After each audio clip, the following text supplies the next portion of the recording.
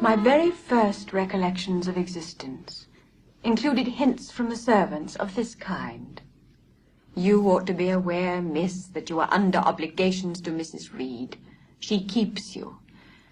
If she were to turn you off, you would have to go to the poorhouse. This reproach of my dependence had become a vague sing-song in my ear, very painful and crushing. My father had been a poor clergyman. My mother had married him against the wishes of her friends, who considered the match beneath her. My grandfather Reed was so irritated at her disobedience, he cut her off without a shilling. After my father and mother had been married a year, the latter caught the typhus fever while visiting among the poor of a large manufacturing town where his curacy was situated. My mother took the infection from him, and both died within a month of each other. My uncle Reed, my mother's brother, had taken me when a parentless infant to his house, and in his last moments he required a promise of Mrs. Reed that she would rear and maintain me as one of her own children. Mrs. Reed probably considered she had kept this promise. So she had, I dare say, as well as her nature would permit her. But how could she really like an interloper, not of her race, and unconnected with her after her husband's death by any tie? I was a discord in Gateshead Hall. I was like nobody there. I had nothing in harmony with Mrs. Reed or her children. If they did not love me, in fact, as little did I love them. They were not bound to regard with affection a thing that could not sympathize with one amongst them, a useless thing, incapable of serving their interest or adding to their pleasure, a noxious thing, cherishing the germs of indignation at their treatment, of contempt, of their judgment. Mrs. Reed surveyed me at times with a severe eye, but seldom addressed me. She had drawn a marked line of separation between me and her own children, appointing me a small closet to sleep in by myself, condemning me to take my meals alone. One morning, the maid Bessie, hurrying me to the top of the stairs, bid me go down directly, as I was wanted in the breakfast room. What should I see besides Aunt Reed in the apartment, a man or a woman? The handle turned, the door unclosed, and passing through and curtsying low, I looked up at a black pillar. Such at least appeared to me at first sight the straight, narrow, sable-clad shape standing erect on the rug. The grim face at the top was like a carved mask placed above the shaft by way of capital.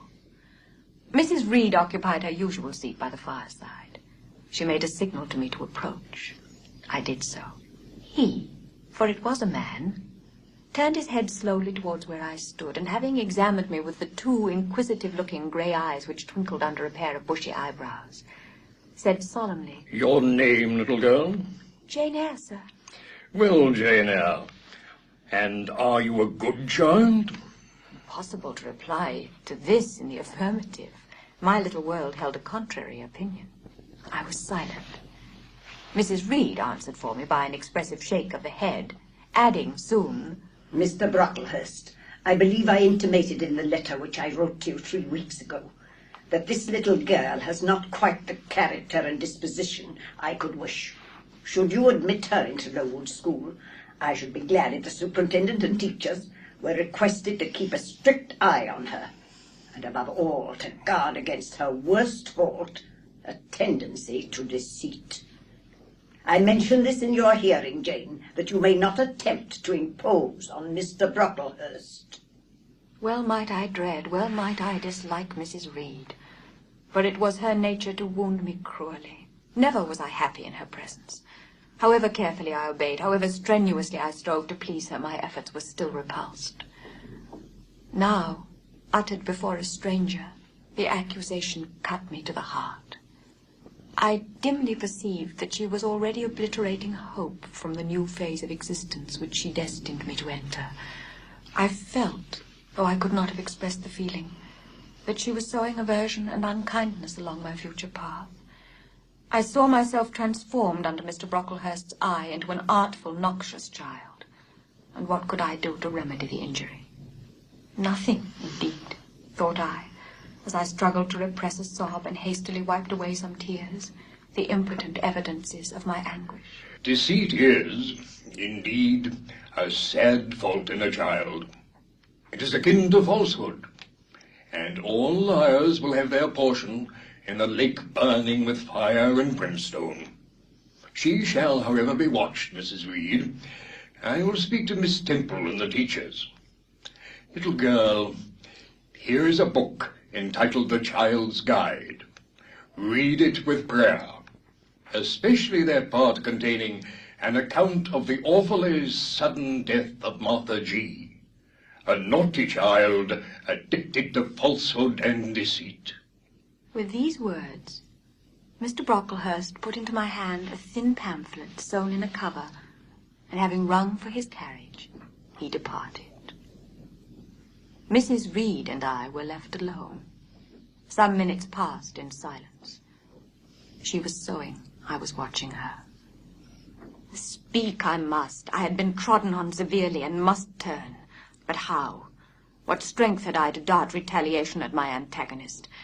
I gathered my energies and launched them in this blunt sentence. I am not deceitful. If I were, I should say I loved you. But I declare I do not love you. I dislike you the worst of anybody in the world. You think I have no feelings and that I can do without one bit of love or kindness, but I cannot live so, and you have no pity. I shall remember how you thrust me back, roughly and violently thrust me back into the Red Room and locked me there to my dying day, though I was in agony, though I cried out while suffocating with distress, have mercy, Aunt Reed. And that punishment you made me suffer because your wicked boy struck me, knocked me down for nothing. I'll tell anybody who asks me questions this exact tale. People think you a good woman, but you are bad, hard-hearted. You are deceitful. Send me to school soon, Mrs. Reed, for I hate to live here. I will indeed send her to school soon. Gathering up her work, Mrs. Reed abruptly quitted the apartment. Something of vengeance I had tasted for the first time. An aromatic wine, it seemed, on swallowing, warm and racy. Its after-flavor, metallic and corroding, gave me a sensation as if I had been poisoned. Willingly would I now have gone and asked Mrs. Reed's pardon, but I knew, partly from experience and partly from instinct, that was the way to make her repulse me with double scorn, thereby re-exciting every turbulent impulse of my nature.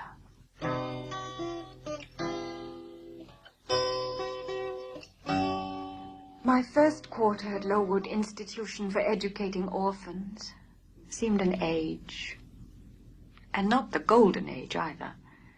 It comprised an irksome struggle with difficulties in habituating myself to new rules and unwonted tasks. The fear of failure in these points harassed me worse than the physical hardships of my lot, though these were no trifles. One afternoon, I had then been 3 weeks at Lowood, as I was sitting with a slate in my hand, puzzling over a sum in long division. My eyes, raised in abstraction to the window, caught sight of a figure just passing. It was Mr. Brocklehurst, buttoned up in a surtout. I had my own reasons for being dismayed at this apparition. Too well I remembered the promise pledged by Mr. Brocklehurst to apprise Miss Temple and the teachers of my vicious nature. All along I had been dreading the fulfillment of this promise. I had been looking out daily for the coming man whose information respecting my past life and conversation was to brand me as a bad child forever. Now there he was. He stood at Miss Temple's side. He was speaking low in her ear. I did not doubt he was making disclosures of my villainy, and I watched her eye with painful anxiety, expecting every moment to see its dark orb turn on me in a glance of repugnance and contempt. I'd sat well back on the form, and while seeming to be busy with my sum, had held my slate in such a manner as to conceal my face. I might have escaped notice had not my treacherous slate somehow happened to slip from my hand, and falling with an obtrusive crash, directly drawn every eye upon me. I knew it was all over now, and as I stooped to pick up the 2 fragments of slate, I rallied my forces for the worst. It came. A careless girl. It is the new pupil, I perceive. I must not forget I have a word to say respecting her. Let the child who broke her slate come forward. Of my own accord, I could not have stirred. I was paralyzed, but the 2 great girls who sat on each side of me set me on my legs and pushed me towards the dread judge, and then Miss Temple gently assisted me to his very feet. and I caught her whispered counsel. Don't be afraid, Jane. I saw it was an accident. You shall not be punished. Fetch that stool. Place the child upon it. And I was placed there. By whom, I don't know. I was in no condition to note particulars. I was only aware that they had hoisted me up to the height of Mr. Brocklehurst's nose, that he was within a yard of me. Miss Temple, teachers, and children, you all see this girl. Who would think that the evil one has already found a servant and ancient in her? Yet such, I grieve to say, is the case. My dear children, this is a sad, melancholy occasion, for it becomes my duty to warn you that this girl, who might be one of God's own lambs, is a little castaway, not a member of the true flock, but evidently an interloper and an alien. You must be on your guard against her. You must shun her example. If necessary, avoid her company. Exclude her from your sports and shut her out of your combers. Teachers, you must watch her. Keep your eyes on her movements, weigh well her words, scrutinize her actions, punish her body to save her soul. If indeed such salvation be possible, for this girl, this child, the native of a Christian land, worse than many a little heathen who says its prayers to Brahma and kneels before Juggernaut. This girl is a liar.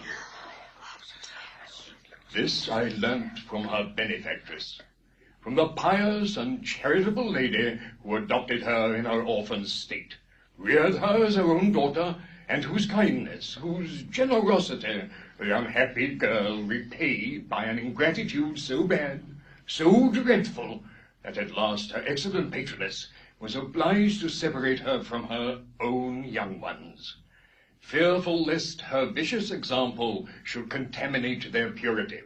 She has sent her here to be healed, even as the Jews of old sent their disease to the troubled pool of Bethesda. And teachers, superintendent, I beg of you not to allow the waters to stagnate around her. Let her stand half an hour longer on that stool, and let no one speak to her during the remainder of the day. There was I, then, mounted aloft, exposed to general view on a pedestal of infamy. What my sensations were, no language can describe. But I mastered the rising hysteria, lifted up my head, and took a firm stand on the stool. 5 o'clock struck. School was dismissed, and all were gone into the refectory to tea. I now ventured to descend. It was deep dusk. I retired into a corner and sat down on the floor. Now I wept. Nothing sustained me. Left to myself, I abandoned myself, and my tears watered the boards. I'd meant to be so good and to do so much at Lowood, to make so many friends, to earn respect and win affection. Already I had made visible progress. That very morning I had reached the head of my class. Miss Temple had smiled approbation. She'd promised to teach me drawing and to let me learn French if I continued to make similar improvement 2 months longer. And then I was well received by my fellow pupils, treated as an equal by those of my own age, and not molested by any. Now here I lay again, crushed and trodden on, and could I ever rise more? Never, I thought, and ardently I wished to die. While sobbing out this wish in broken accents, someone approached. I came on purpose to find you, Jane Eyre. Is it all over? Have you cried your grief away? I'm afraid I never shall do that, Miss Temple. Why? Because I have been wrongly accused, and you, ma'am, and everybody else will now think me wicked. We shall think you what you prove yourself to be, my child. Continue to act as a good girl, and you will satisfy me. Shall I, Miss Temple? You will. And now, tell me, who is the lady whom Mr. Brocklehurst called your benefactress? Mrs. Reed, my uncle's wife. My uncle is dead, and he left me to her care. Did she not then adopt you of her own accord? No, ma'am. She was sorry to have to do it. But my uncle, as I've often heard the servants say, got her to promise before he died that she would always keep me. Well now, Jane, you know, or at least I will tell you, that when a criminal is accused, he is always allowed to speak in his own defense. You have been charged with falsehood. Defend yourself to me as well as you can. Say whatever your memory suggests is true, but add nothing and exaggerate nothing. I resolved in the depth of my heart that I would be most moderate, most correct, and having reflected a few minutes in order to arrange coherently what I had to say, I told her all the story of my sad childhood. I felt, as I went on, that Miss Temple fully believed me. In the course of the tale, I had mentioned Mr. Lloyd, an apothecary, as having come to see me after the, to me, frightful episode of the Red Room, in detailing which my excitement was sure in some degree to break bounds, for nothing could soften in my recollection the spasm of agony which clutched my heart when Mrs. Reed spurned my wild supplication and locked me a second time in the dark and haunted chamber. I had finished. Miss Temple regarded me a few minutes in silence. She then said, I know something of Mr. Lloyd. I shall write to him. If his reply agrees with your statement, you shall be publicly cleared from every imputation. To me, Jane, you are clear now. She kissed me. About a week subsequently to the incidents above narrated, Miss Temple, who had written to Mr. Lloyd, received his answer. It appeared that what he said went to corroborate my account. Miss Temple, having assembled the whole school, announced that inquiry had been made into the charges alleged against Jane Eyre, and that she was most happy to be able to pronounce her completely cleared from every imputation. The teachers then shook hands with me and kissed me, and a murmur of pleasure ran through the ranks of my companions. Thus, relieved of a grievous load, I from that hour set to work afresh, resolved to pioneer my way through every difficulty.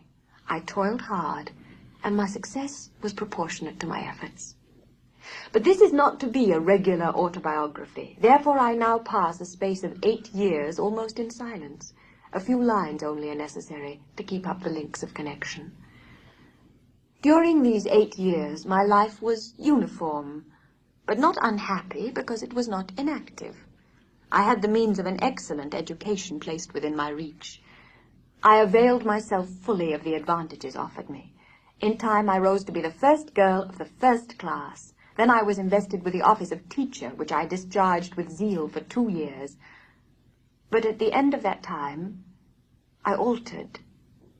Miss Temple, through all changes, had thus far continued superintendent of the seminary. To her instruction I owed the best part of my acquirements.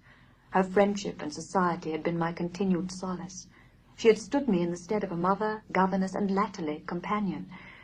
At this period she married, removed with her husband, a clergyman, an excellent man, almost worthy of such a wife, to a distant county, and consequently was lost to me. From the day she left I was no longer the same. With her was gone every settled feeling, every association that had made Lowood, in some degree, a home to me. My world had for some years been in Lowood. My experience had been of its rules and systems. Now I remembered that the real world was wide, and that a varied field of hopes and fears, of sensations and excitements, awaited those who had the courage to go forth into its expanse, to seek real knowledge of life amidst its perils. I desired liberty. For liberty I gasped. For liberty I uttered a prayer. It seemed scattered on the wind, then faintly blowing. I abandoned it and framed a humbler supplication for change, stimulus. That petition, too, seemed swept off into vague space. Then I cried, half desperate, grant me at least a new servitude. Nothing answered me. I then ordered my brain to find a response, and quickly. It worked, and worked faster. Those who want situations, advertise. You must advertise in the Yorkshire Herald. With earliest day I was up. I had my advertisement written, enclosed, and directed before the bell rang to rouse the school. It ran thus. A young lady accustomed to tuition is desirous of meeting with a situation in a private family where the children are under 14. I thought that as I was barely 18, it wouldn't do to undertake the guidance of pupils nearer my own age. She is qualified to teach the usual branches of a good English education, together with French, drawing, and music. In those days, this now narrow catalogue of accomplishments would have been held tolerably comprehensive. Address, J.E., Post Office, Loughton, Yorkshire. The succeeding week seemed long. It came to an end at last, however, like all sublunary things, and I found myself afoot on the road to Loughton. The post office was kept by an old dame who wore horn spectacles on her nose and black mittens on her hands. "Are there any letters for J.E.?" I asked. She peered at me over her spectacles, and then she opened a drawer and fumbled among its contents for a long time, so long that my hopes began to falter. At last, having held a document before her glasses for nearly 5 minutes, she presented it across the counter, accompanying the act by another inquisitive and mistrustful glance. It was for J.E. "Is there only one?" I demanded. "There are no more," said she, and I put it in my pocket and turned my face homeward. I could not open it then. Rules obliged me to be back by 8, and it was already 7:30. Various duties awaited me on my arrival. I had to sit with the girls during their hour of study. Then it was my turn to read prayers, to see them to bed. Afterwards, I supped with the other teachers. We finally retired for the night. I now took out my letter. The seal was an initial F. I broke it. The contents were brief. "If J.E., who advertised in the Yorkshire Herald of last Thursday, possesses the acquirements mentioned, and if she is in a position to give satisfactory references as to character and competency, a situation can be offered her where there is but one pupil, a little girl under 10 years of age, and where the salary is £30 per annum. J.E. is requested to send references, name, address, and all particulars to the direction Mrs. Fairfax, Thornfield, near Millcote, Yorkshire."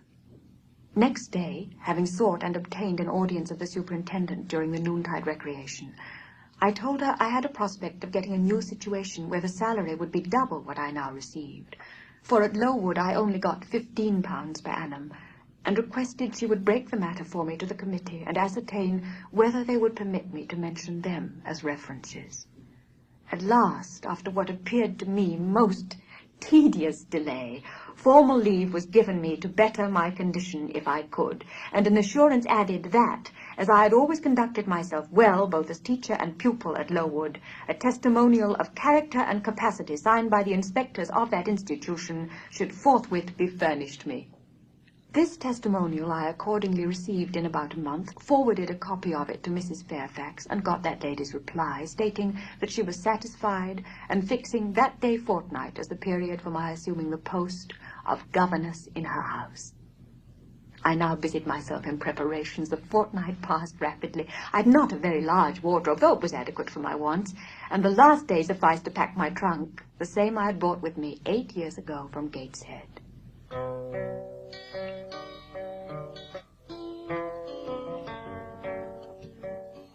The roads were heavy, the night misty. I let down the window of the coach and looked out. Millcote was behind us. We were passing a church. I saw its low, broad tower against the sky, and its bell was tolling a quarter.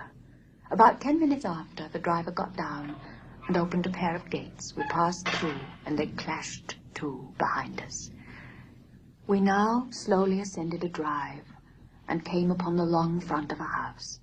Candlelight gleamed from one curtained bow window. All the rest were dark.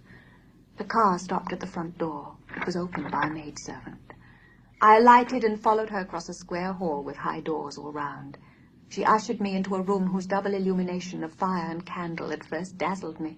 When I could see, however, a cosy and agreeable picture presented itself to my view. A snug, small room, a round table by a cheerful fire, an armchair, high-backed and old-fashioned, wherein sat the neatest imaginable little elderly lady in widow's cap, black silk gown, and snowy muslin apron, exactly like what I had fancied Mrs. Fairfax, only less stately and milder looking. A more reassuring introduction for a new governess could scarcely be conceived. There was no grandeur to overwhelm, no stateliness to embarrass. And then, as I entered, the old lady got up and promptly and kindly came forward to meet me. "How do you do, my dear? I'm afraid you've had a tedious ride. You must be cold. Come to the fire. Now, do sit down." "Mrs. Fairfax, Shall I have the pleasure of seeing Miss Fairfax tonight? What did you say, dear? I'm a little deaf. Shall I have the pleasure of seeing Miss Fairfax tonight? Miss Fairfax? Oh, you mean Miss Varens. Miss Varens is the name of your future pupil. Oh, indeed. Then she is not your daughter. Oh, no, I have no family. I'm so glad you're come. It'll be quite pleasant living here now with a companion. I really got quite melancholy with sitting night after night alone. And then, just at the commencement of this autumn, little Adela Varens came and her nurse. A child makes a house alive all at once. And now you're here, I shall be quite gay. Oh, but I'll not keep you sitting up late tonight. Oh, it's on a stroke of 12 now, and you've been travelling all day. You must feel tired. I thanked her, and as I really felt fatigued with my long journey, expressed my readiness to retire. She took her candle, and I followed her from the room. A very chill and vault-like air pervaded the stairs and gallery, suggesting cheerless ideas of space and solitude. And I was glad when finally I ushered into my chamber to find it of small dimensions and furnished in ordinary, modern style. When Mrs. Fairfax had bidden me a kind good night, and I had in some measure effaced the eerie impression made by that dark and spacious staircase and that long, cold gallery by the livelier aspect of my little room, I remembered that after a day of bodily fatigue and mental anxiety, I was now at last in safe haven. My couch had no thorns in it that night, my solitary room no fears. At once weary and content, I slept soon and soundly. When I woke, it was broad day. I rose, I dressed myself with care, obliged to be plain, for I had no article of attire that was not made with extreme simplicity. I was still by nature solicitous to be neat. I sometimes regretted that I was not handsomer. I sometimes wished to have rosy cheeks, a straight nose, and small cherry mouth. I desired to be tall, stately, and finely developed in figure. I felt it a misfortune that I was so little, so pale, and had features so irregular and so marked.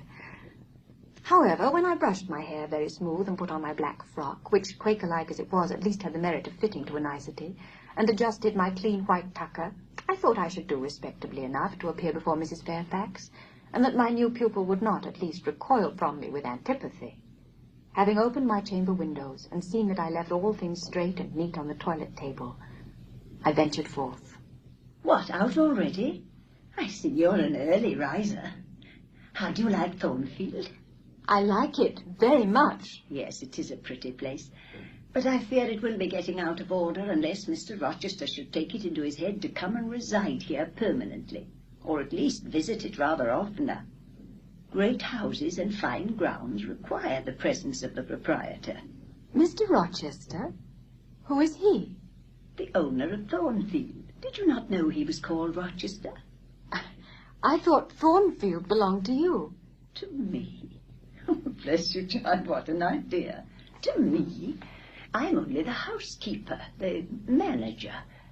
To be sure, I am distantly related to the Rochesters by the mother's side. Or at least my husband was. He was a clergyman, and that church near the gate was his. The present Mr. Rochester's mother was a Fairfax and second cousin to my husband. But I never presume on the connection. In fact, it is nothing to me. I consider myself quite in the light of an ordinary housekeeper. My employer is always civil, and I expect nothing more. And the little girl, my pupil? She is Mr. Rochester's ward. He commissioned me to find a governess for her. He intends to have her brought up in Yorkshire, I believe. Oh, here she comes, with her bun, as she calls her nurse. As I was meditating on this discovery, a little girl, followed by her attendant, came running up the lawn. I looked at my pupil, who did not at first appear to notice me. She was quite a child, perhaps 7 or 8 years old, slightly built, with a pale, small-featured face and a redundancy of hair falling in curls to her waist. Good morning, Miss Adela. Come and speak to the lady who is to teach you, and to make you a clever woman some day. C'est là ma gouvernante? Are they foreigners? I inquired, amazed at hearing the French language. The nurse is a foreigner, and Adela was born on the continent, and I believe never left it till within 6 months ago. When she first came here, she could speak no English. Now she can make shift to talk it a little. I don't understand how she mixes it so with French. But you will make out her meaning very well, I dare say. Fortunately, I had the advantage of being taught French by a French lady, and had acquired a certain degree of readiness and correctness in the language, and was not likely to be much at a loss with Mademoiselle Adela. I found my pupil sufficiently docile, though disinclined to apply. She had not been used to regular occupation of any kind, and when the morning had advanced to noon, I allowed her to return to her nurse. I then proposed to occupy myself till dinner time in drawing some little sketches for her use. As I was going upstairs to fetch my portfolio and pencils, Mrs. Fairfax called to me. She was in a room, the folding doors of which stood open. Your morning school hours are over now, I suppose. What a beautiful room. Yes, this is the dining room. In what order you keep these rooms, Mrs. Fairfax? No dust, no canvas coverings. Except that the air feels chilly, one would think they were inhabited daily. Why, Miss Eyre, though Mr. Rochester's visits here are rare, they're always sudden and unexpected. And as I observed that it put him out to find everything swathed up and to have a bustle of arrangement on his arrival, I thought it best to keep the rooms in readiness. Is Mr. Rochester an exacting, fastidious sort of man? Not particularly so, but he has a gentleman's tastes and habits, and he expects to have things managed in conformity to them. Do you like him? Is he generally liked? Oh, yes. The family have always been respected here. What is his character? Oh, his character is unimpeachable, I suppose. He's rather peculiar, perhaps. Well, he's travelled a great deal and seen a great deal of the world, I should think. I dare say he's clever, but I never had much conversation with him. In what way is he peculiar? I don't know. It's not easy to describe. Nothing striking. But you feel it when he speaks to you. You cannot always be sure whether he's in jest or earnest, whether he's pleased or the contrary. You don't thoroughly understand him, in short. At least I don't. But it's of no consequence. He is a very good master. When we left the dining room, she proposed to show me over the rest of the house, and I followed her upstairs and downstairs, admiring as I went, for all was well arranged and handsome. Where are you going now, Mrs. Fairfax? On to the leads. Will you come and see the view from thence? I followed still up a very narrow staircase to the attics, and thence by a ladder and through a trapdoor to the roof of the hall. No feature in the scene was extraordinary, but all was pleasing. When I turned from it and repassed the trapdoor, I could scarcely see my way down the ladder. Mrs. Fairfax stayed behind a moment to fasten the trapdoor. I proceeded to descend the narrow garret staircase. I lingered in the long passage to which this led, separating the front and back rooms of the third story. Narrow, low, and dim, with only one little window at the far end, and looking, with its 2 rows of small black doors all shut, like a corridor in some Bluebeard's castle.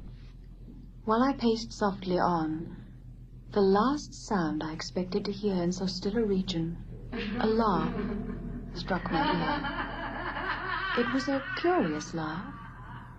Distinct, formal, mirthless. I stopped.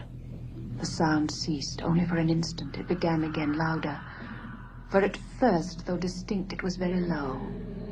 It passed off in a clamorous peal that seemed to wake an echo in every lonely chamber. Though it originated but in one, and I could have pointed out the door whence the accents issued. Mrs. Fairfax! Did you hear that loud laugh? Who is it? Some of the servants, very likely. Perhaps Grace Poole. Did you hear it? Yes, plainly.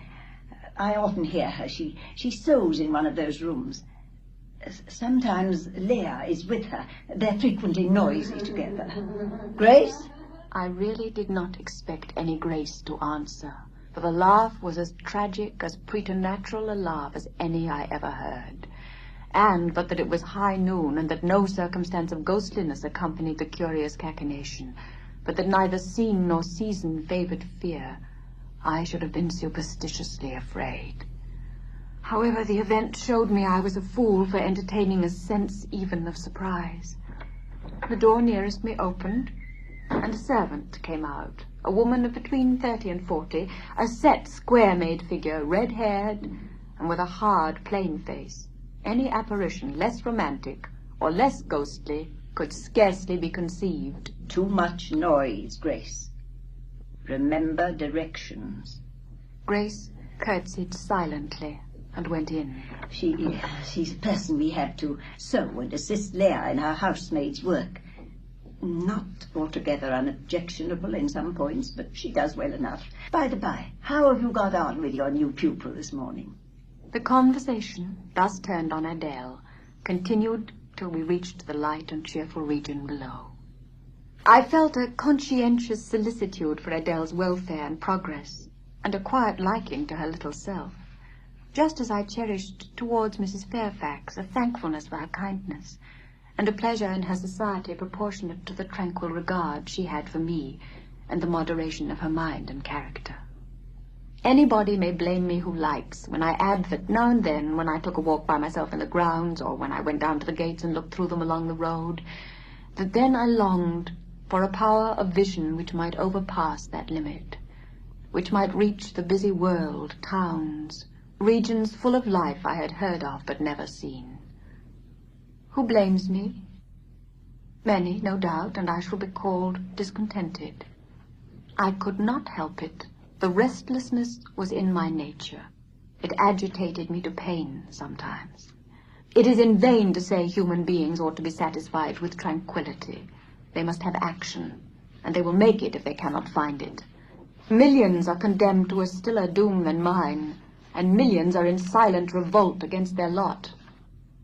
Women are supposed to be very calm generally, but women feel just as men feel.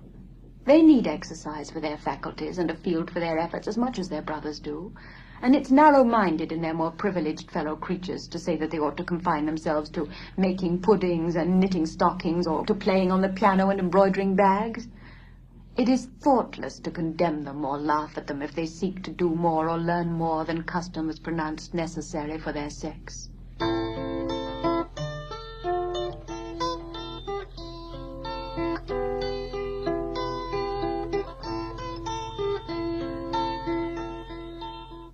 October, November, December passed away. One afternoon in January, Mrs. Fairfax had begged a holiday for Adele because she had a cold. It was a fine, calm day, though very cold. I was tired of sitting still in the library through a whole long morning. Mrs. Fairfax had just written a letter which was waiting to be posted, so I put on my bonnet and cloak and volunteered to carry it to Hay. The distance, 2 miles, would be a pleasant winter afternoon walk. The ground was hard, the air was still. My road was lonely. I walked fast till I got warm, and then I walked slowly to enjoy and analyze the species of pleasure brooding for me in the hour and situation. Far and wide on each side there were only fields, where no cattle now browsed, and the little brown birds which stirred occasionally in the hedge looked like single russet leaves that had forgotten to drop. I sat down on the stile. I lingered till the sun went down amongst the trees and sank crimson and clear behind them. A horse was coming. The windings of the lane yet hid it, but it approached. I was just leaving the stile, yet as the path was narrow, I sat still to let it go by. It was very near, but not yet in sight, when, in addition to the tramp, tramp, I heard a rush under the hedge, and close down by the hazel stems glided a great dog. The horse followed, a tall steed, and on its back a rider. He passed, and I went on. A few steps, and I turned. A sliding sound and an exclamation of "What the deuce is to do now?" and a clattering tumble arrested my attention. Man and horse were down. They had slipped on the sheet of ice which glazed the causeway. What the deuce is to do now? Are you injured, sir? Damn you. I think he was swearing, but I'm not certain. However, he was pronouncing some formula which prevented him from replying to me directly. Can I do anything? You must stand on one side. He rose, first to his knees, and then to his feet. Down, Pilot! Down! I was in the mood for being useful, or at least officious, I think, for I now drew near him again. If you are hurt and want help, sir, I can fetch someone either from Thornfield Hall or from Hay. Thank you. I shall do. I've no broken bones, only a sprain. Something of daylight still lingered, and the moon was waxing bright. I could see him plainly. His figure was enveloped in a riding cloak, fur-collared and steel-clasped. Its details were not apparent, but I traced the general points of middle height and considerable breadth of chest. He had a dark face with stern features and a heavy brow. His eyes and gathered eyebrows looked ireful and thwarted just now. He was past youth, but had not reached middle age. Perhaps he might be 35. I felt no fear of him, and but little shyness. Had he been a handsome, heroic-looking young gentleman, I should not have dared to stand thus questioning him against his will and offering my services unasked. If even this stranger had smiled and been good-humoured to me when I addressed him, if he had put off my offer of assistance gaily and with thanks, I should have gone on my way and not felt any vocation to renew inquiries. But the frown, the roughness of the traveller set me at my ease. I retained my station when he waved me to go and announced, "I cannot think of leaving you, sir, at so late an hour in this solitary lane till I see you are fit to mount your horse." He looked at me when I said this. He'd hardly turned his eyes in my direction before. I should think you ought to be at home yourself, if you have a home in this neighborhood. Where'd you come from? From just below, and I am not at all afraid of being out late when it is moonlight. I will run over to Hay for you with pleasure, if you wish it. Indeed, I'm going there to post a letter. You live just below? Do you mean at that house with the battlements? Yes, sir. Whose house is it? Mr. Rochester's. Do you know Mr. Rochester? No, I've never seen him. He's not a resident, then? No, Can you tell me where he is? I cannot. You are not a servant at the hall, of course. You are... I am the governess. Oh, the governess. Deuce take me if I'd not forgotten. The governess. I cannot commission you to fetch help, but you may help me a little yourself, if you'll be so kind. Yes, sir.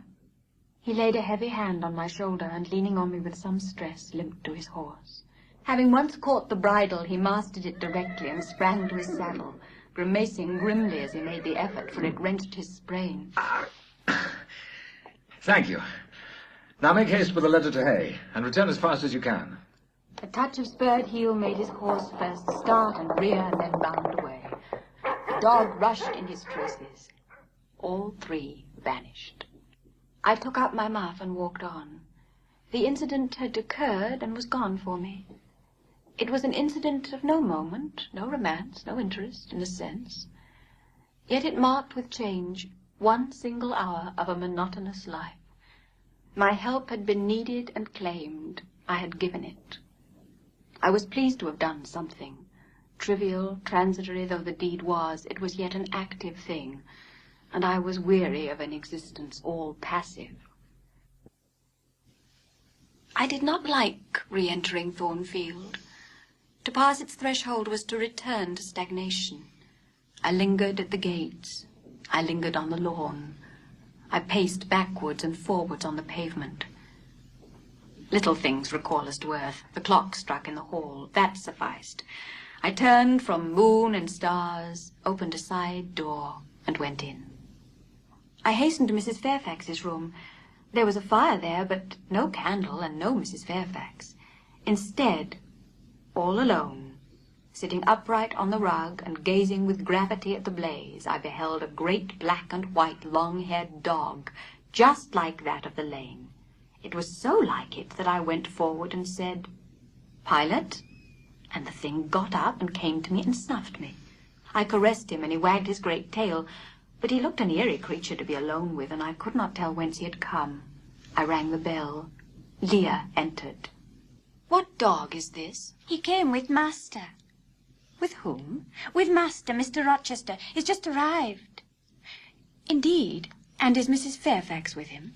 Yes, and Miss Adela. They're in the dining room, and John is gone for a surgeon, for Master has had an accident. His horse fell and his ankle is sprained. "Oh. Bring me a candle, will you, Leah?" Leah brought it. She entered, followed by Mrs. Fairfax. Mr. Rochester would be glad if you and your pupil would take tea with him in the drawing-room this evening. Unused as I was to strangers, it was rather a trial to appear thus formally summoned in Mr. Rochester's presence. I let Mrs. Fairfax precede me into the dining-room. Half reclined on a couch appeared Mr. Rochester, his foot supported by the cushion. He was looking at Adele and the dog. The fire shone full on his face. I knew my traveller with his broad and jetty eyebrows, his square forehead made squarer by the horizontal sweep of his black hair. Mr. Rochester must have been aware of the entrance of Mrs. Fairfax and myself, but it appeared he was not in the mood to notice us, for he never lifted his head as we approached. Here is Miss Eyre, sir. Let Miss Eyre be seated. There was something in the forced, stiff bow, in the impatient yet formal tone, which seemed further to express, what the deuce is it to me whether Miss Eyre be there or not? At this moment I'm not disposed to accost her. I sat down, quite disembarrassed. A reception of finished politeness would probably have confused me. I could not have returned or repaid it by answering grace and elegance on my part, but harsh caprice laid me under no obligation. On the contrary, a decent quiescence gave me the advantage. Come to the fire. You've been resident in my house 3 months? Yes, sir. And you came from... From Lowood School in Yorkshire. Ah, a charitable concern. How long were you there? 8 years. 8 years. You must be tenacious of life. I thought half the time in such a place would have done up any constitution. No wonder you have rather the look of another world. I marvelled where you'd got that sort of face. When you came on me in Hay Lane, I thought unaccountably of fairy tales, and had half a mind to demand whether you had bewitched my horse. I'm not sure yet. Who are your parents? I have none. Nor ever had, I suppose. Do you remember them? No. I thought not. And so you were waiting for your people when you sat on that stile? For whom, sir? For the men in green. It was a proper moonlight evening for them. Did I break through one of your rings that you spread that damned ice on the causeway? The men in green all forsook England 100 years ago, and not even in Hay Lane or the fields about it could you find a trace of them. I don't think either summer or harvest or winter moon will ever shine on their revels more. Well, if you disown parents, you must have some sort of kinsfolk. Uncles, aunts? No, none that I ever saw. And your home? I have none. Where do your brothers and sisters live?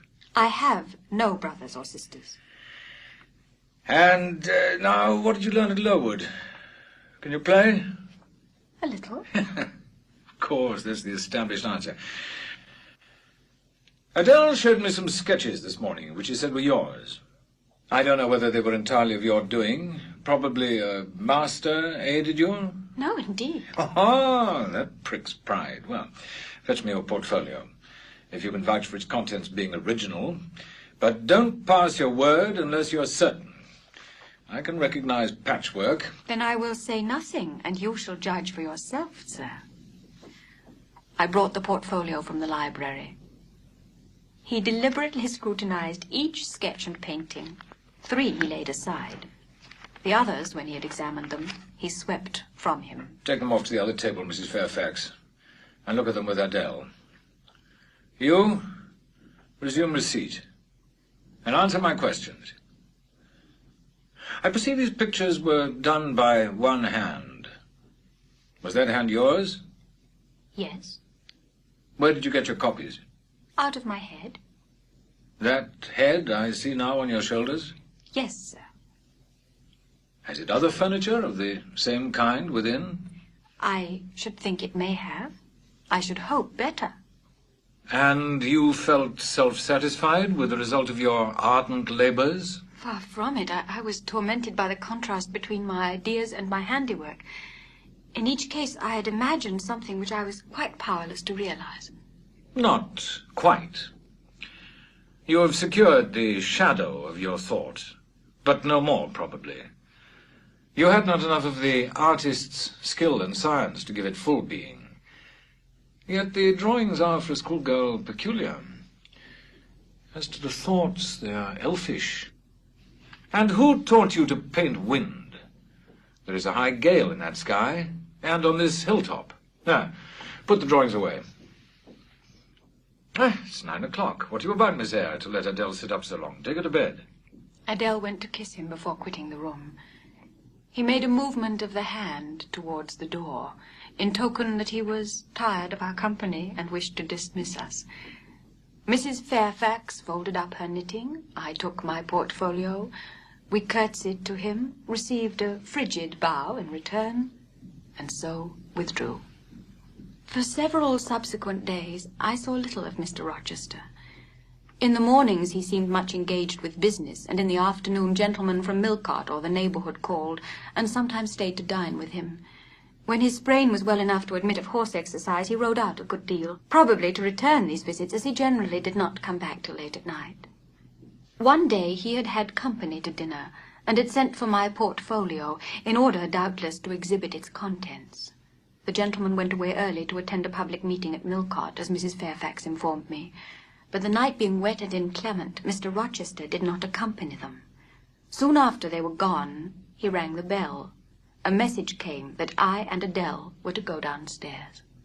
We descended, Adele wondering whether her presents were at length come. She was gratified. There stood a little carton on the table when we entered the dining room. Ma boîte! Yes, there's your boîte at last. Take it into a corner, you genuine daughter of Paris, and amuse yourself with disemboweling it. And mind, let your operations be conducted in silence. Comprends-tu? Adele merely exclaimed. Oh ciel, que c'est beau! She remained absorbed in ecstatic contemplation. Mr. Rochester, as he sat in his damask-covered chair, looked different to what I'd seen him look before, not quite so stern, much less gloomy. There was a smile on his lips, and his eyes sparkled. Whether with wine or not, I am not sure, but I think it very probable. I am disposed to be gregarious and communicative tonight, and that is why I sent for you. The fire and the chandelier were not sufficient company for me. You, I am persuaded, can suit me, if you will. You puzzled me the first evening I invited you down here. I've almost forgotten you since. Other ideas have driven yours from my head. But tonight I am resolved to be at ease, to dismiss what importunes and recall what pleases. It would please me now to draw you out, learn more of you. Therefore speak. Speak. What about, sir? Whatever you like. I leave both the choice of subject and the manner of treating it entirely to yourself. Accordingly, I sat and said nothing. If he expects me to talk for the mere sake of talking and showing off, he will find he has addressed the wrong person, I thought. You are dumb, Miss Eyre. Stubborn and annoyed. It is consistent. I put my request in an absurd, almost insolent form. Miss Eyre, I beg your pardon.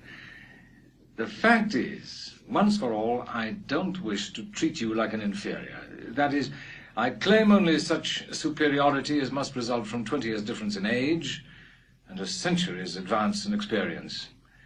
It is by virtue of this superiority, and this alone, that I desire you to have the goodness to talk to me a little now, and divert my thoughts, which are galled with dwelling on one point, cankering as a rusty nail.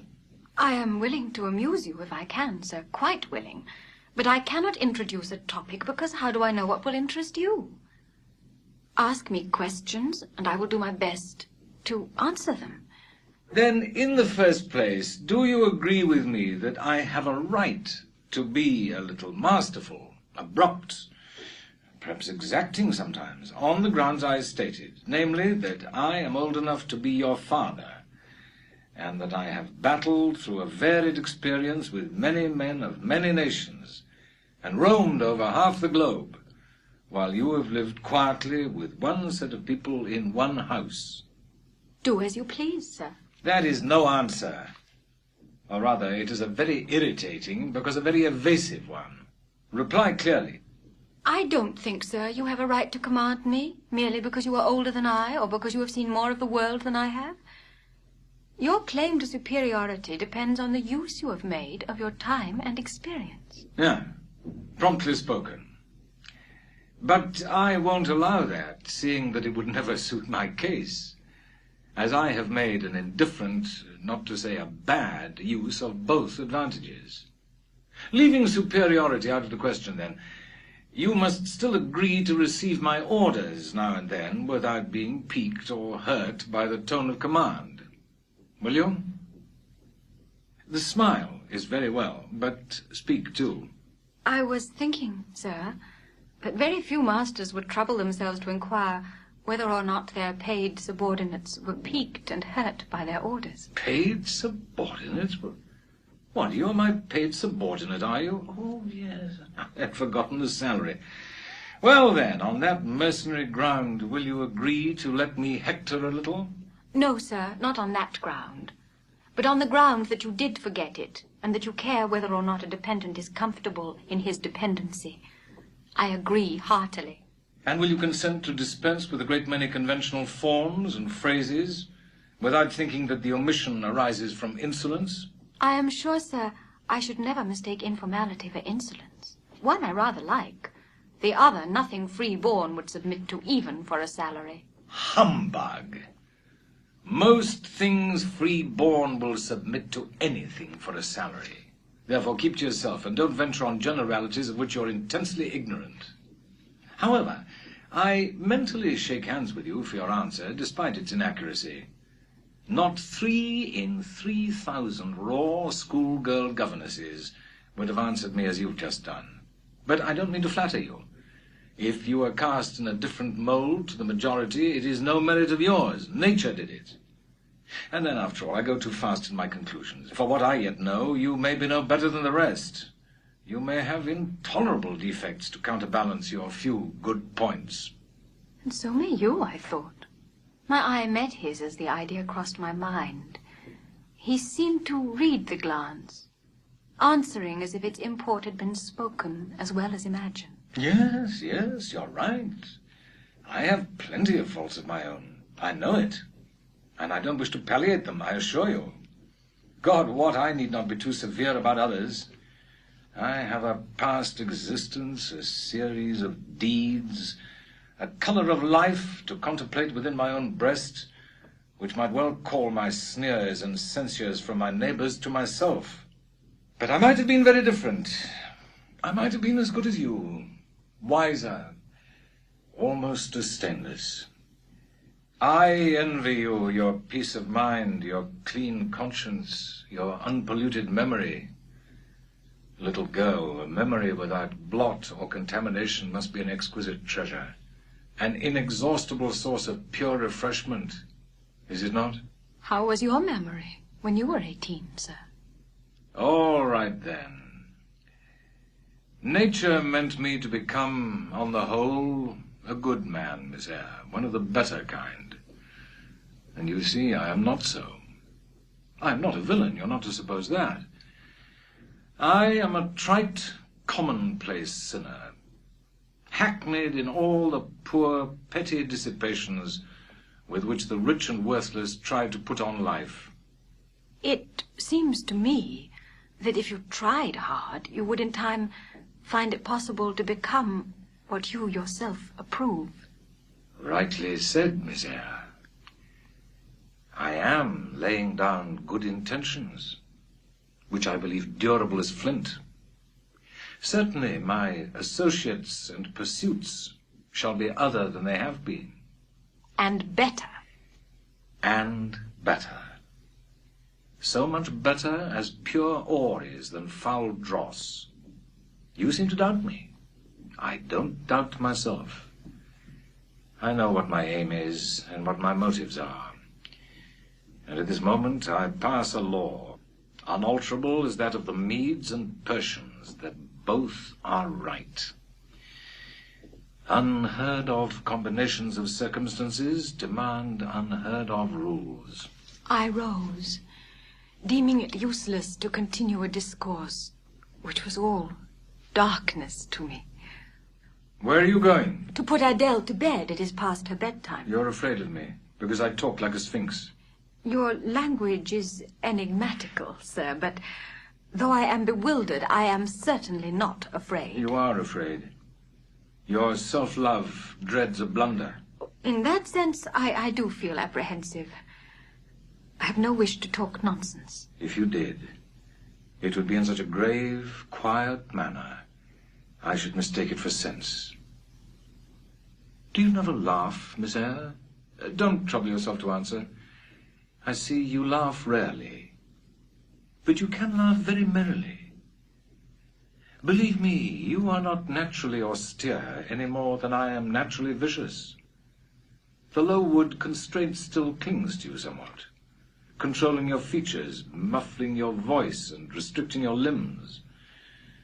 And you fear, in the presence of a man and a brother, or father, or master, or what you will, to smile too gaily, speak too freely, or move too quickly. But in time, I think you will learn to be natural with me, as I find it impossible to be conventional with you. And then your looks and movements will have more vivacity and variety than they dare offer now. I see at intervals the glance of a curious sort of bird through the close-set bars of a cage. A vivid, restless, resolute captive is there. Were it but free, it would soar cloud-high. You are still bent on going? It has struck 9, sir. Never mind, wait a minute. Adele is not ready to go to bed yet. While talking to you, I have also occasionally watched Adele. She pulled out of her box about 10 minutes ago a little pink silk frock. Rapture lit her face as she unfolded it. Coquetry runs in her blood, blends with her brains, and seasons the marrow of her bones. She's now with Sophie, undergoing a robing process.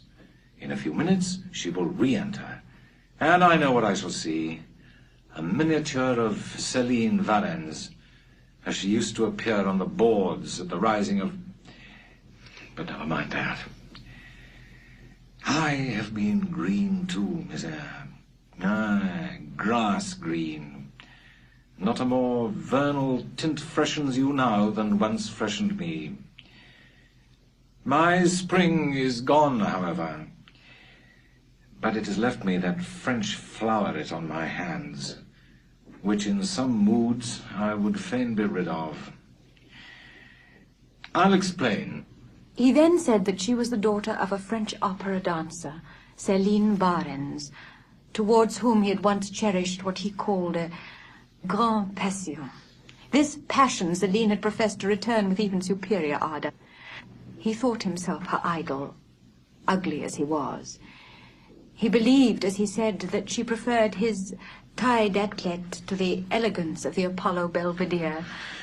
And, Miss Eyre, so much was I flattered by this preference of the Gallic sylph for her British gnome, that I installed her in an hotel, gave her a complete establishment of servants, a carriage, cashmeres, diamonds, etc. In short, I began the process of ruining myself in the received style, like any other spoonie. I had, as I deserved to have, the fate of all other spoonies. Happening to call one evening when Céline did not expect me, there was the Varens, shining in satin and jewels, my gifts, of course. And there was her companion in an officer's uniform. I walked in upon them, liberated Céline from my protection, and then thought I had done with the whole crew. But unluckily, the Varens, 6 months before, had given me this fillette, Adele, who she affirmed was my daughter. I acknowledged no natural claim on Adele's part to be supported by me, nor do I now acknowledge any, for I am not her father. But hearing that she was quite destitute, I e'en took the poor thing out of the slime and mud of Paris and transplanted it here to grow up clean in the wholesome soil of an English country garden. Mrs. Fairfax found you to train it. But now you know that it is the illegitimate offspring of a French opera girl, you will perhaps think differently of your post and protégé. You will be coming to me some day with notice that you have found another place, that you beg me to look out for a new governess, etc. Huh? No. Adele is not answerable for either her mother's faults or yours. I have a regard for her, and now that I know she is, in a sense, parentless, forsaken by her mother and disowned by you, sir, I shall cling closer to her than before. How could I possibly prefer the spoilt pet of a wealthy family who would hate her governess as a nuisance to a lonely little orphan who leans towards her as a friend? Adele's little foot was heard tripping across the hall. She entered, transformed as her guardian had predicted. A dress of rose-colored satin, very short and as full in the skirt as it could be gathered, replaced the brown frock she had previously worn. A wreath of rosebuds circled her forehead. Her feet were dressed in silk stockings and small white satin sandals. And spreading out her dress, she chassed across the room, till, having reached Mr. Rochester, she wheeled lightly round before him on tiptoe, then dropped on one knee at his feet, exclaiming, Monsieur, je vous remercie 1000 fois de votre bonté. C'est comme cela que maman faisait, n'est-ce pas, monsieur? Precisely. And comme cela, she charmed my English gold out of my British breeches pocket.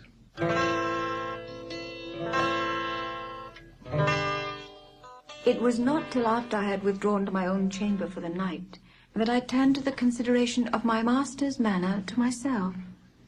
The confidence he had thought fit to repose in me seemed a tribute to my discretion. I regarded and accepted it as such.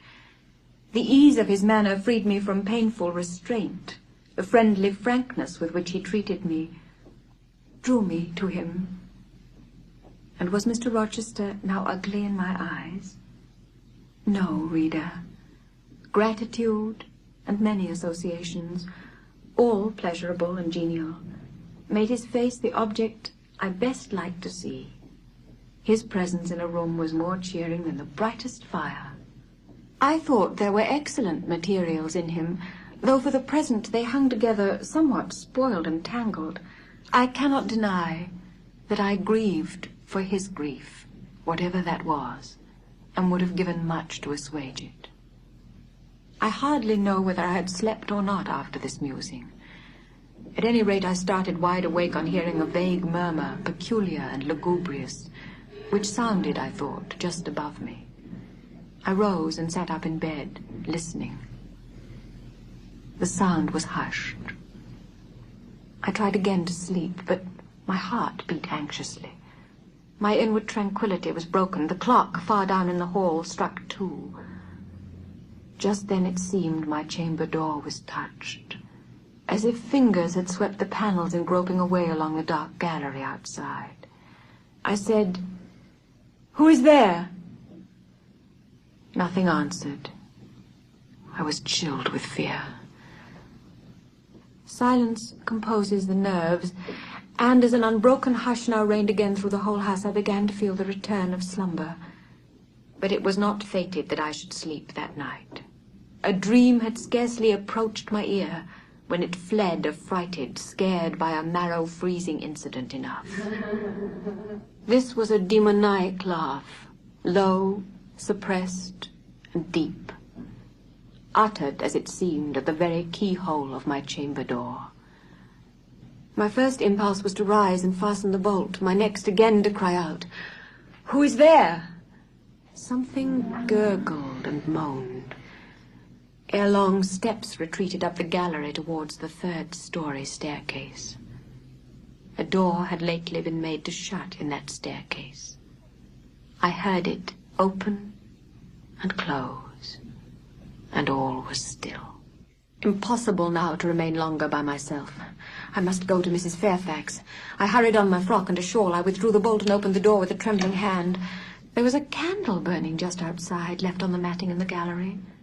I was surprised at this circumstance, but still more was I amazed to perceive the air quite dim, as if filled with smoke, and while looking to the right and left, I became further aware of a strong smell of burning. Something creaked. It was a door ajar, and that door was Mr. Rochester's, and the smoke rushed in a cloud from thence. In an instant I was within the chamber.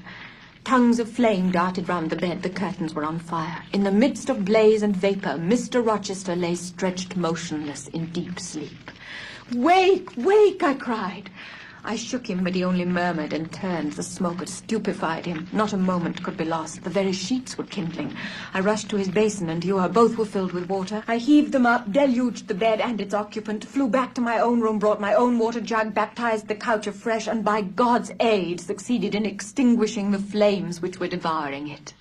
The splash of the shower bath I had liberally bestowed roused Mr. Rochester at last.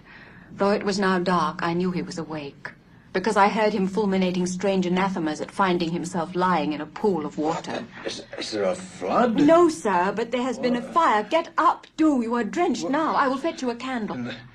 In the name of all the elves in Christendom, is that Jane Eyre? What have you done with me? Witch? Sorceress? Who is in the room besides you? Have you plotted to drown me? I will fetch you a candle, sir, and in heaven's name get up. Somebody has plotted something. You cannot too soon find out who and what it is. I'm up now. But at your peril you fetch a candle yet. Wait 2 minutes till I get into some dry garments, if any dry there be. Yes, here's my dressing gown. Now, run. I did run. I brought the candle which still remained in the gallery. He took it from my hand, held it up, and surveyed the bed, all blackened and scorched, the sheets drenched, the carpet round swimming in water. What is it? And who did it? Shall I call Mrs. Fairfax? Not at all. Just be still. You have a shawl on? If you are not warm enough, you may take my cloak yonder, wrap it about you, and sit down in the armchair. There. I will put it on. I forgot whether you said you saw anything when you opened your chamber door. No, sir. Only the candlestick on the ground. But you heard an odd laugh. You have heard that laugh before, I should think, or something like it. Yes, sir. There is a woman who sews here called Grace Poole. She laughs in that way. She is a singular person. Just so. Grace Poole, you have guessed it. She is, as you say, singular. Very. Well, I shall reflect on the subject. You are no talking fool. Say nothing about it. I will account for the state of affairs, and now return to your own room. Good night, then, sir. What? Are you quitting me already? And in that way? You said I might go, sir. But not without taking leave. Not without a word or two of acknowledgement and goodwill. Not, in short, in that brief, dry fashion. Why, you have saved my life. Snatched me from a horrible and excruciating death, and you walk past me as if we were mutual strangers. At least, shake hands. You have saved my life. I have a pleasure in owing you so immense a debt. I cannot say more. Nothing else that has being would have been tolerable to me in the character of creditor for such an obligation. But you, it is different. I feel your benefits no burden, Jane. Good night again, sir. There is no debt, benefit, burden, obligation in the case. I knew you would do me good in some way, at some time. I saw it in your eyes when I first beheld you. Their expression and smile did not strike delight to my very inmost heart so for nothing. People talk of natural sympathies. I have heard of good genii. There are grains of truth in the wildest fable. My cherished preserver, good night. I am glad I happened to be awake. I must go now. What? You will go? I'm cold, sir. Cold? Yes, and standing in a pool. Go then, Jane, go. But he still retained my hand, and I could not free it. I bethought myself of an expedient. I think I hear Mrs. Fairfax move, sir. Well, leave me. I regained my couch, but never thought of sleep.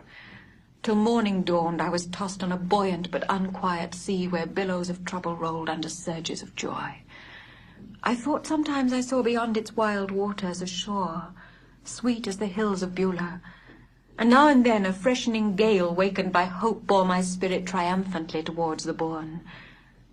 but I could not reach it even in fancy. A counteracting breeze blew off the land and continually drove me back. Sense would resist delirium, judgment would warn passion. Too feverish to rest, I rose as soon as day dawned. In weeks to come, when he met me unexpectedly, the encounter seemed welcome. He had always a word and sometimes a smile for me when summoned by formal invitation to his presence. I was honored by a cordiality of reception that made me feel I really possessed the power to amuse him, and that these evening conferences were sought as much for his pleasure as for my benefit. I felt at times as if he were my relation rather than my master.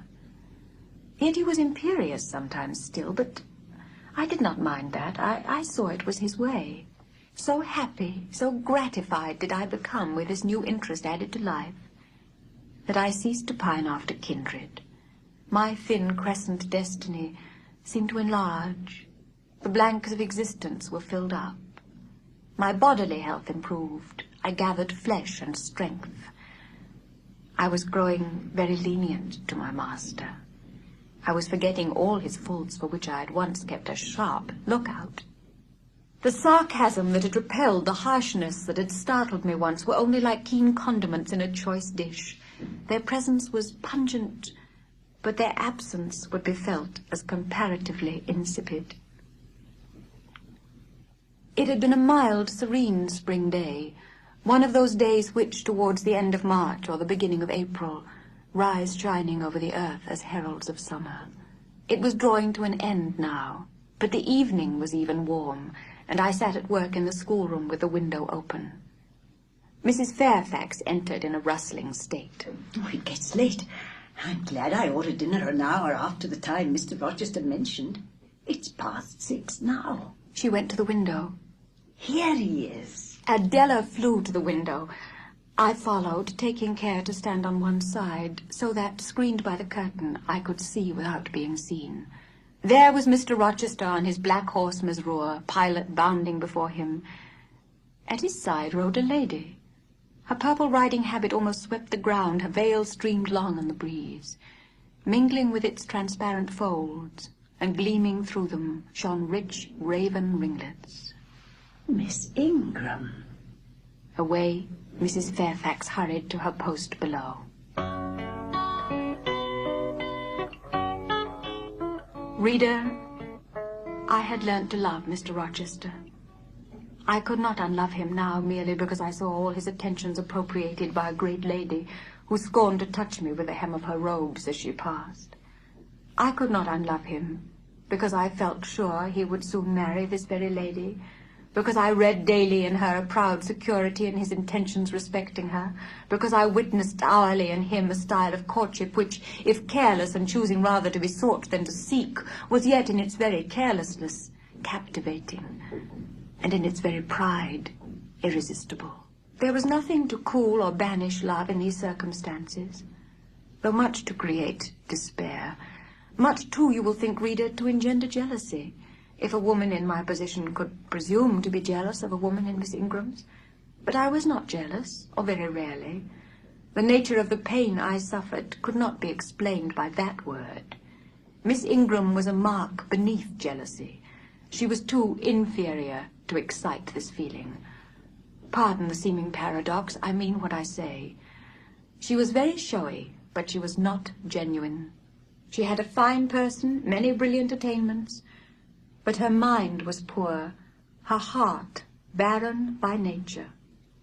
Other eyes besides mine watched these manifestations of character, watched them closely, keenly, shrewdly. Yes, the future bridegroom, Mr. Rochester himself, exercised over his intended a ceaseless surveillance, and it was from this sagacity, this guardedness of his, this perfect, clear consciousness of his fair one's defects, this obvious absence of passion in his sentiments towards her, that my ever-torturing pain arose. I saw he was going to marry her for family, perhaps political reasons, because her rank and connections suited him. I felt he had not given her his love, and that her qualifications were ill-adapted to win from him that treasure. This was the point. This was where the nerve was touched and teased, This was where the fever was sustained and fed. She could not charm him. But the longer I considered the position, education, etc. of the parties, the less I felt justified in judging and blaming either him or Miss Ingram for acting in conformity to ideas and principles instilled into them, doubtless, from their childhood. One day Mr. Rochester was summoned to Millcote on business and was not likely to return till late. It was verging on dusk, and the clock had already given warning of the hour to dress for dinner, when little Adele, who knelt by me in the drawing-room window-seat, exclaimed, Voilà Monsieur Rochester qui revient. He moved with slow step and abstracted air towards a door in the wall bordering the orchard. I heard him call, Jane! He had opened the portal and stood at it, waiting for me. And I went to him. Come where there is some freshness for a few moments. That house is a mere dungeon. Don't you feel it so? It seems to me a splendid mansion, sir. The glamour of inexperience is over your eyes, and you see it through a charmed medium. You cannot discern that the gilding is slime, and the silk draperies cobwebs. Now, here all is real, sweet, and pure. He strayed down a walk edged with box, with apple trees, pear trees, and cherry trees on one side, and a border on the other. Jane, will you have a flower? Thank you, sir. You are my little friend, are you not? I like to serve you, sir, and to obey you in all that is right. Precisely. I see you do. I see genuine contentment in your gait and mien, your eye and face when you are helping me and pleasing me, working for me and with me in, as you characteristically say, all that is right. For if I bid you do what you thought wrong, there would be no light-footed running, no neat-handed alacrity, no lively glance and animated complexion. My friend would then turn to me, quiet and pale, and would say, No, sir, that is impossible. I cannot do it, because it is wrong, and would become immutable as a fixed star. Well, you too have power over me, and may injure me. Yet I dare not show you where I am vulnerable, lest, faithful and friendly as you are, you should transfix me at once. Here, Jane, is an arbor. Sit down. The arbor was an arch in the wall lined with ivy. It contained a rustic seat. Mr. Rochester took it, leaving room, however, for me. But I stood before him. Sit. The bench is long enough for two. You don't hesitate to take a place at my side, do you? Is that wrong, Jane?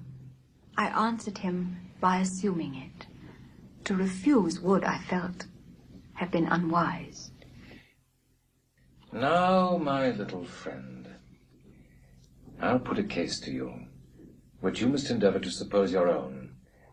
But first, look at me, and tell me you are at ease, and not fearing that I err in detaining you, or that you err in staying. No, sir. I am content. Well, then, Jane, call to aid your fancy. Suppose you were no longer a girl, well-reared and disciplined, but a wild boy, indulged from childhood upwards. Imagine yourself in a remote foreign land. Conceive that you there commit a capital error, no matter of what nature or from what motives, but one whose consequences must follow you through life and taint all your existence. The results of what you have done become in time to you utterly insupportable. Heart-weary and soul-withered, you come home after years of voluntary banishment. You make a new acquaintance. How or where, no matter. You find in this stranger much of the good and bright qualities which you have sought for 20 years and never before encountered. Such society revives, regenerates. You feel better days come back, higher wishes, purer feelings. You desire to recommence your life and to spend what remains to you of days in a way more worthy of an immortal being. To attain this end, are you justified in overleaping an obstacle of custom, a mere conventional impediment, which neither your conscience sanctifies nor your judgment approves? He paused for an answer. And what was I to say? Sir, a wanderer's repose or a sinner's reformation should never depend on a fellow creature. If anyone you know has suffered and erred, let him look higher than his equals for strength to amend and solace to heal. But the instrument! The instrument! I have myself, I tell it you without parable, been a worldly, dissipated, restless man. And I believe I have found the instrument for my cure in little friend.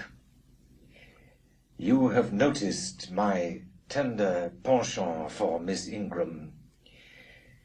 Don't you think if I married her, she would regenerate me with a vengeance? He got up instantly, went quite to the other end of the walk. And when he came back, he was humming a tune.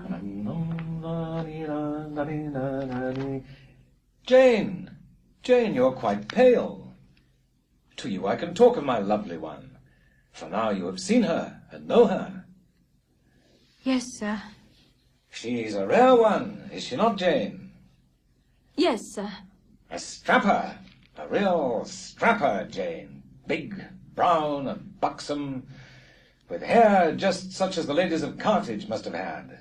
I shut my eyes resolutely against the future. I stopped my ears against the voice that kept warning me of near separation and coming grief. I half ventured to hope that he would, even after his marriage, keep us together somewhere under the shelter of his protection, and not quite exiled from the sunshine of his presence. Alas, never had I loved him so well. Jane, Thornfield is a pleasant place in summer, is it not? You must have become in some degree attached to the house. I am attached to it, indeed. Pity. It is always the way of events in this life. No sooner have you got settled in a pleasant resting place than a voice calls out to you to rise and move on, for the hour of repose is expired. Must I move on, sir? Must I leave Thornfield? I believe you must, Jane. I am sorry, Janet, but I believe indeed you must. Well, sir, I shall be ready when the order to march comes. It is come now. I must give it tonight. Then you are going to be married, sir? Exactly. Precisely. With your usual acuteness, you have hit the nail straight on the head. Soon, sir? Very soon, that is, Miss Eyre. It is my intention to put my old bachelor's neck into the sacred noose, to enter into the holy estate of matrimony, to take Miss Ingram to my bosom, in short. She's an extensive armful, but that's not to the point. One can't have too much of such a very excellent thing as my beautiful Blanche. Well, as I was saying, listen to me, Jane. You're not turning your head to look after moths, are you? That was only a lady clock child flying away home. Adele must go to school, and you, Miss Eyre, must get a new situation. Yes, sir. I will advertise immediately. And meantime, I suppose I may stay here till I find another shelter to betake myself to. But I stopped, feeling it would not do to risk a long sentence, for my voice was not quite under command. In about a month, I hope to be a bridegroom. And in the interim, I shall myself look out for employment and an asylum for you. Indeed, I have already, through my future mother-in-law, heard of a place that I think will suit. It is to undertake the education of the 5 daughters of Mrs. Dionysius O'Gall of Bitternut Lodge, Connaught, Ireland. You'll like Ireland, I think. They're such warm-hearted people there, they say. It is a long way off, sir. No matter. A girl of your sense will not object to the voyage or the distance. Oh, not the voyage, but the distance. And then the sea is a barrier. From what, Jane? From England and from Thornfield and... Well? From you, sir. It is a long way. It is, to be sure. And when you get to Bitternut Lodge, Connaught Island, I shall never see you again, Jane. That's morally certain. I never go over to Ireland, not having myself much fancy for the country. We have been good friends, Jane, have we not? Oh, yes, sir. And when friends are on the eve of separation, they like to spend the little time that remains to them close to each other. Come, we'll talk over the voyage and the parting quietly. Half an hour or so, while the stars enter into their shining life up in heaven yonder. Here is the chestnut tree. Here is the bench at its old roots. Come, we will sit there in peace tonight, though we should never more be destined to sit there together. It is a long way to Ireland, Janet, and I'm sorry to send my little friend on such weary travels, but if I can't do better, how is it to be helped? Are you anything akin to me, do you think, Jane? I could risk no sort of answer by this time. My heart was still. Because I sometimes have a queer feeling with regard to you, especially when you're near me, as now.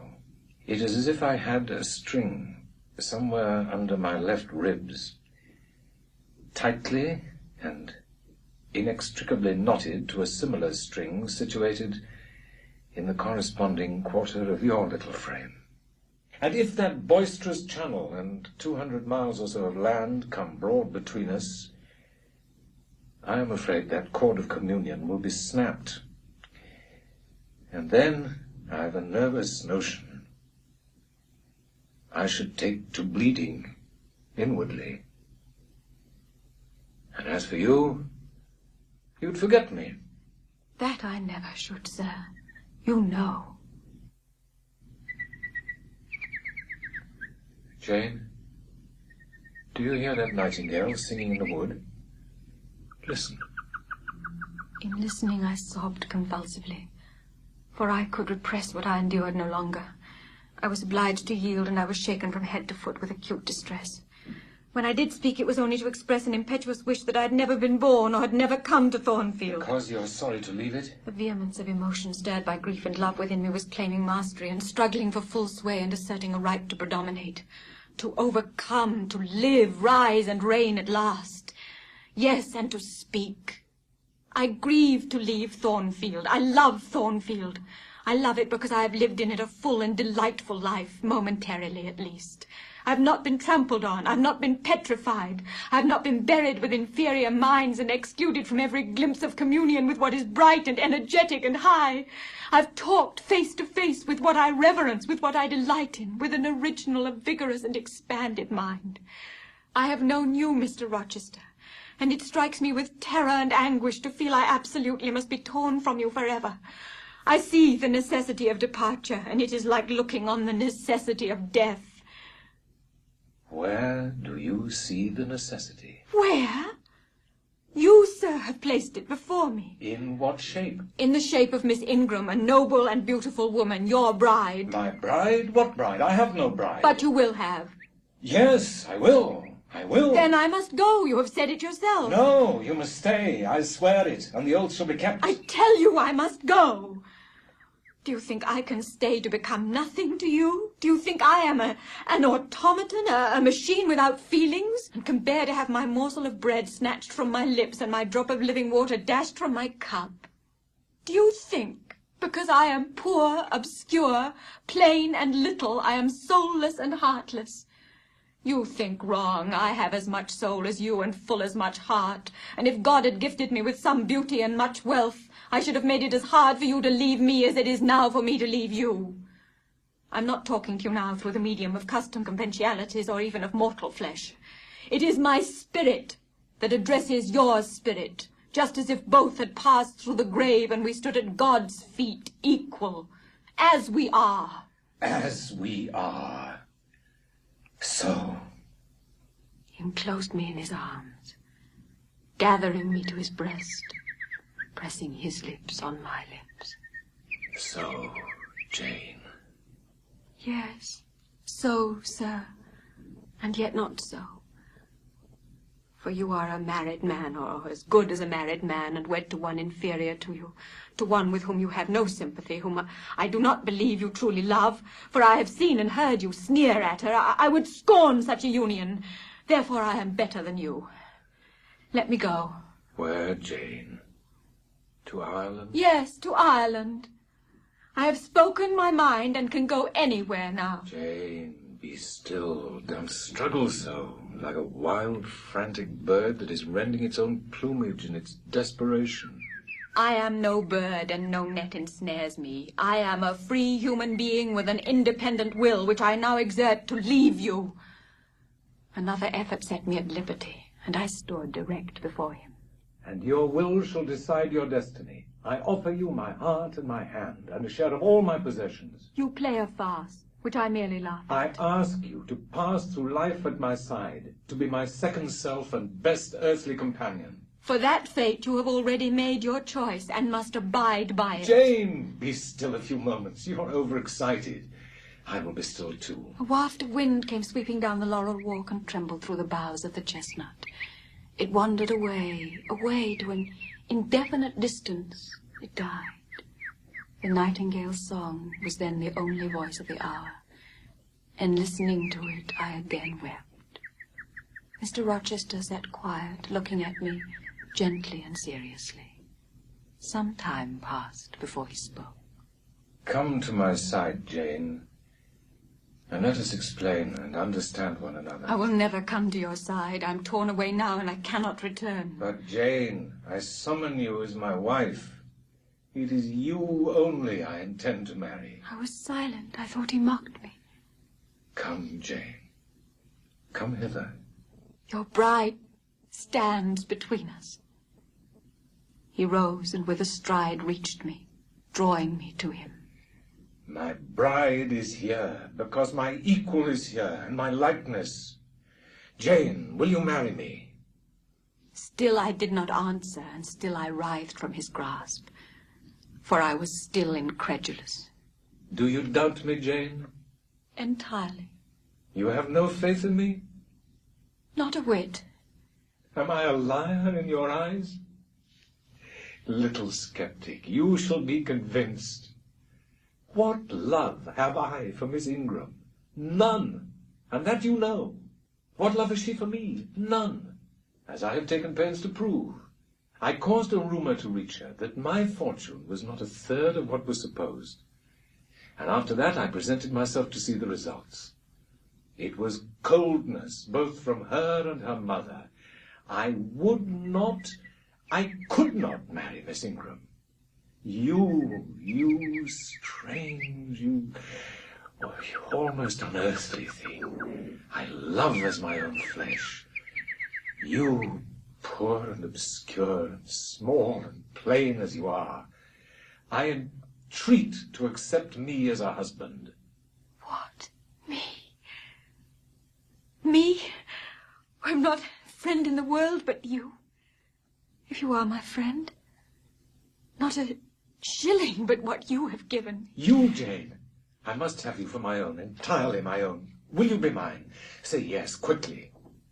Mr. Rochester, let me look at your face.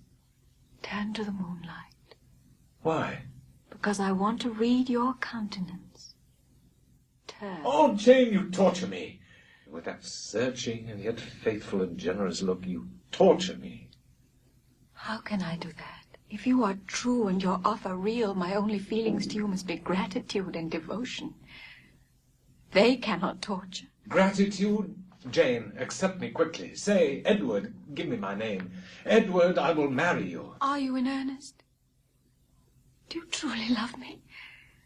Do you sincerely wish me to be your wife? I do.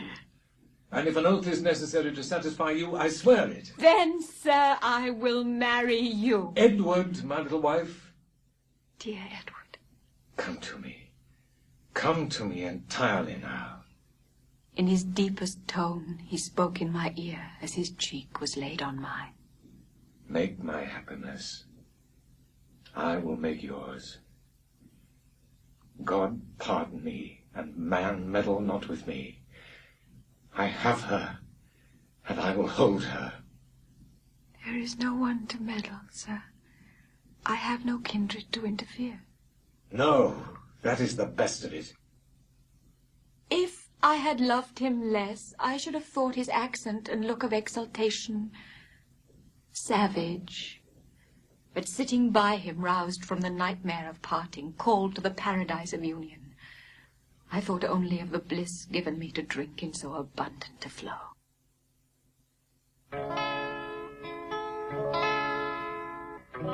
The month of courtship has wasted. Its very last hours were being numbered. There was no putting off the day that advanced, the bridal day, and all preparations for its arrival were complete. And now I can recall the picture of the grey old house of God rising calm before me, of a rook wheeling round the steeple, of a ruddy morning sky beyond. I remember something, too, of the green grave mounds, and I have not forgotten, either, 2 figures of strangers straying among the low hillocks and reading the mementos graven on the few mossy headstones. We entered the quiet and humble temple. The priest waited in his white surplice at the lowly altar, the clerk beside him. All was still. 2 shadows only moved in a remote corner.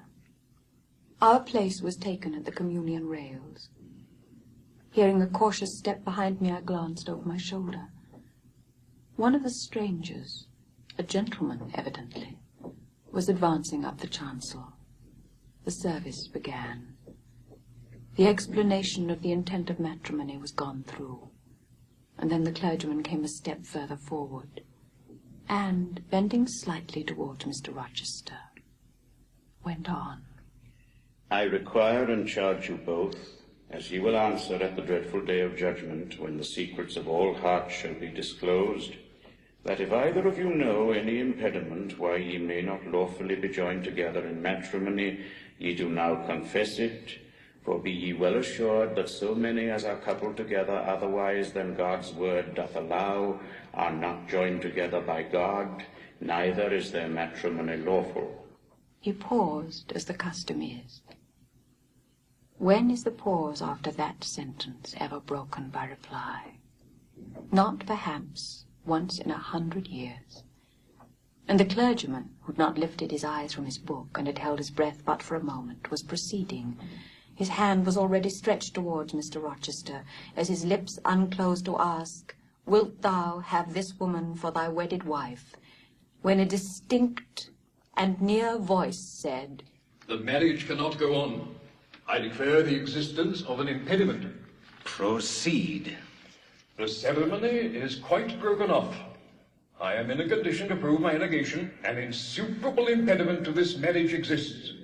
Mr. Rochester heard, but heeded not. He stood stubborn and rigid, making no movement but to possess himself of my hand.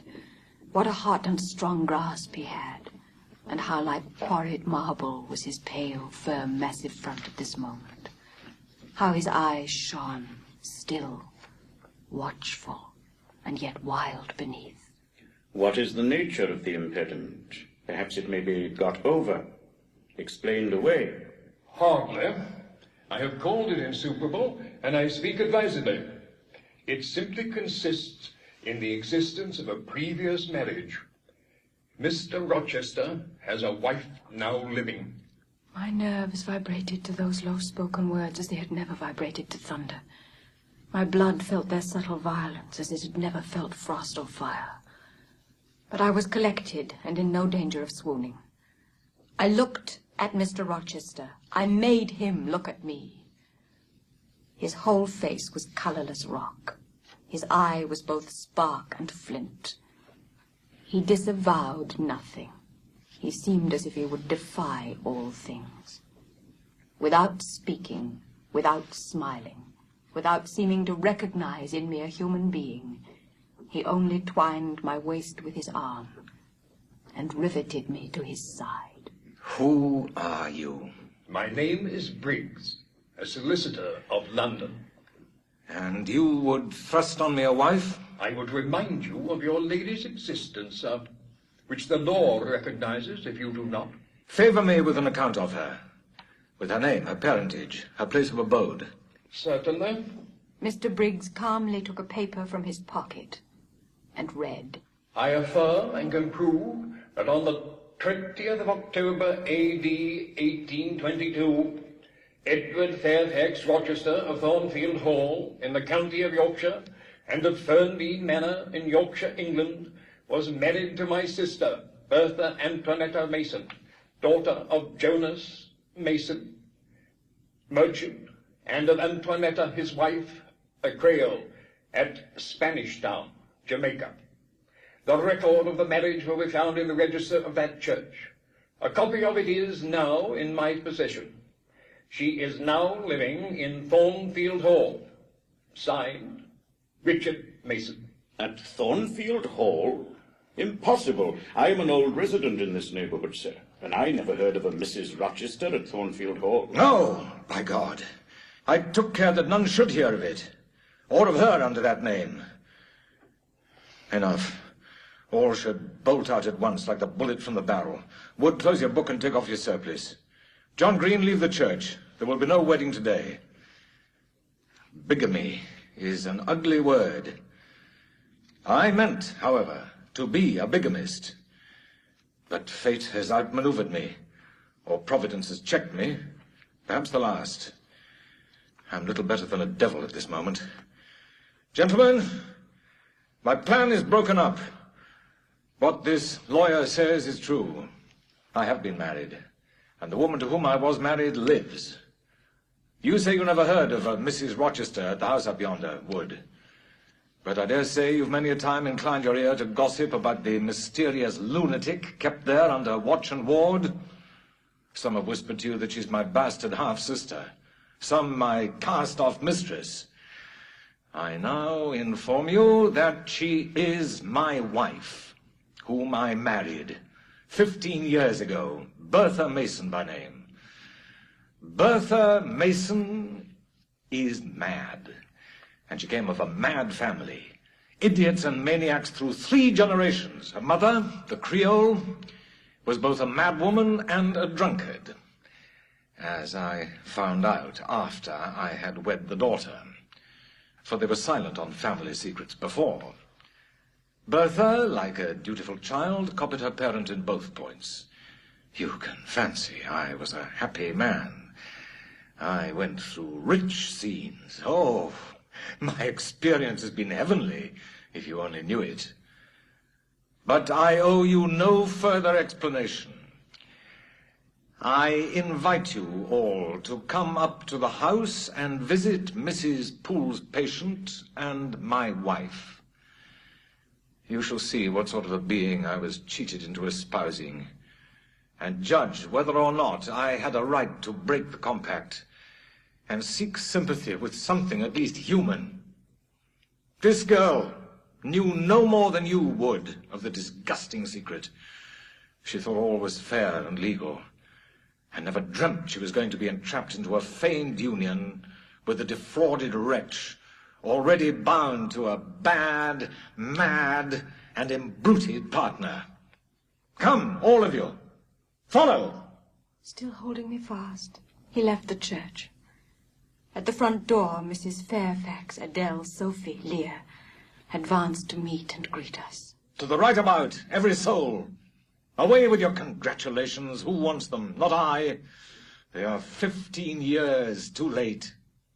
He passed on and ascended the stairs, still holding my hand and still beckoning the gentlemen to follow him, which they did.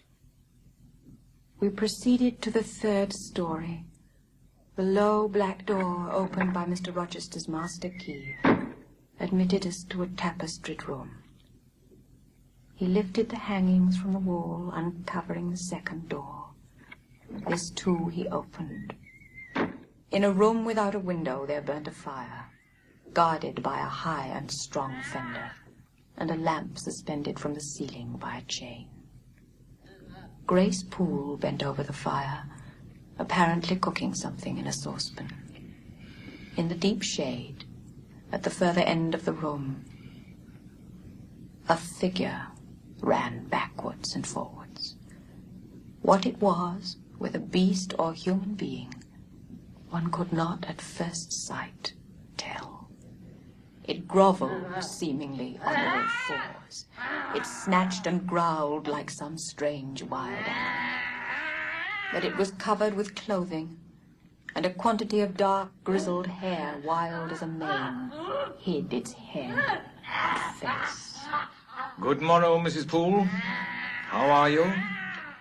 And how is your charge today? We're tolerable, sir, thank you. Rather snappish, but not rageous. A fierce cry seemed to give the lie to her favourable report. A clothed hyena rose up and stood tall on its hind feet. Ah, sir, she sees you. You better not stay. Only a few moments, Grace. You must allow me a few moments. Take care, then, sir. For God's sake, take care. The maniac bellowed. She parted her shaggy locks from her visage and gazed wildly at her visitors. Where? The three gentlemen retreated simultaneously. Mr. Rochester flung me behind him. The lunatic sprang and grappled his throat viciously and laid her teeth to his cheek. They struggled. She was a big woman, in stature almost equaling her husband, and corpulent besides. She showed virile force in the contest. More than once she almost throttled him, athletic as he was.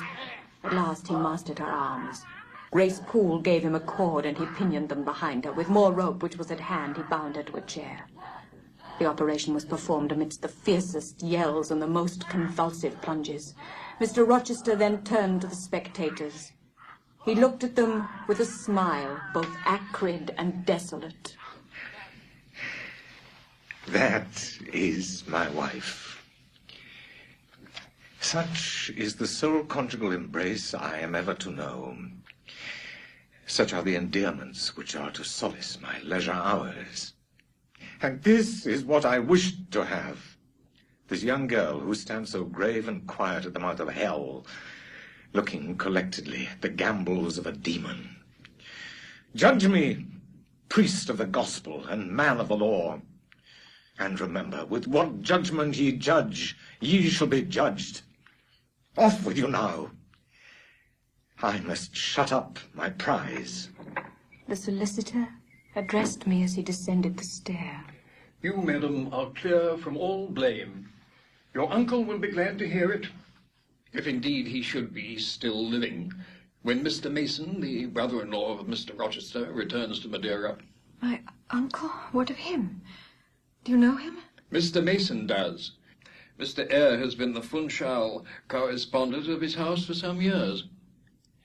Your uncle, I'm sorry to say, is now on a sickbed, from which it is unlikely he will ever rise. Were I not morally certain that your uncle will be dead ere you reach Madeira, I would advise you to accompany Mr. Mason back. But as it is, I think you'd better remain in England till you can hear further, either from or of Mr. Eyre. Without waiting to take leave of Mr. Rochester, they made their exit at the hall door. The house cleared, I shut myself in, fastened the bolt that none might intrude, and proceeded. Not to weep, not to mourn. I was yet too calm for that, but mechanically to take off the wedding dress and replace it by the stuff gown I'd worn yesterday, as I thought, for the last time. I then sat down. I felt weak and tired. I was in my own room as usual. Just myself, without obvious change. Nothing had smitten me or scathed me or maimed me. And yet where was the Jane Eyre of yesterday? Where was her life? Where were her prospects? Jane Eyre, who had been an ardent, expectant woman, almost a bride, was a cold, solitary girl again. Her life was pale. Her prospects were desolate. Mr. Rochester was not to me what he had been, for he was not what I had thought him. I would not ascribe vice to him, I would not say he had betrayed me, but the attribute of stainless truth was gone from his idea, and from his presence I must go. That I perceived well. Real affection, it seemed, he could not have for me. It had been only fitful passion that was balked. He would want me no more. I should fear even to cross his path now. My view must be hateful to him. Oh, how blind had been my eyes, how weak my conduct. My eyes were covered and closed. Eddying darkness seemed to swim round me, and reflection came in as black and confused a flow. Self-abandoned, relaxed and effortless, I seemed to have laid me down in the dried-up bed of a great river. I heard a flood loosened in remote mountains and felt the torrent come. To rise I had no will, to flee I had no strength. I lay faint, longing to be dead. Sometime in the afternoon I raised my head. My head swam as I stood erect. I perceived that I was sickening from excitement and inanition. Neither meat nor drink had passed my lips that day. And with a strange pang I now reflected that, long as I had been shut up here, no message had been sent to ask how I was or to invite me to come down. As I undrew the bolt and passed out, I stumbled over an obstacle. My head was still dizzy, my sight was dim, and my limbs were feeble. I could not soon recover myself. I fell, but not onto the ground. An outstretched arm caught me. I looked up. I was supported by Mr. Rochester, who sat in a chair across my chamber threshold. You have come out at last. Well, I've been waiting for you long and listening. Yet not one movement have I heard, nor one sob. 5 minutes more of that death-like hush, and I should have forced the lock like a burglar. Well, Jane, not a word of reproach?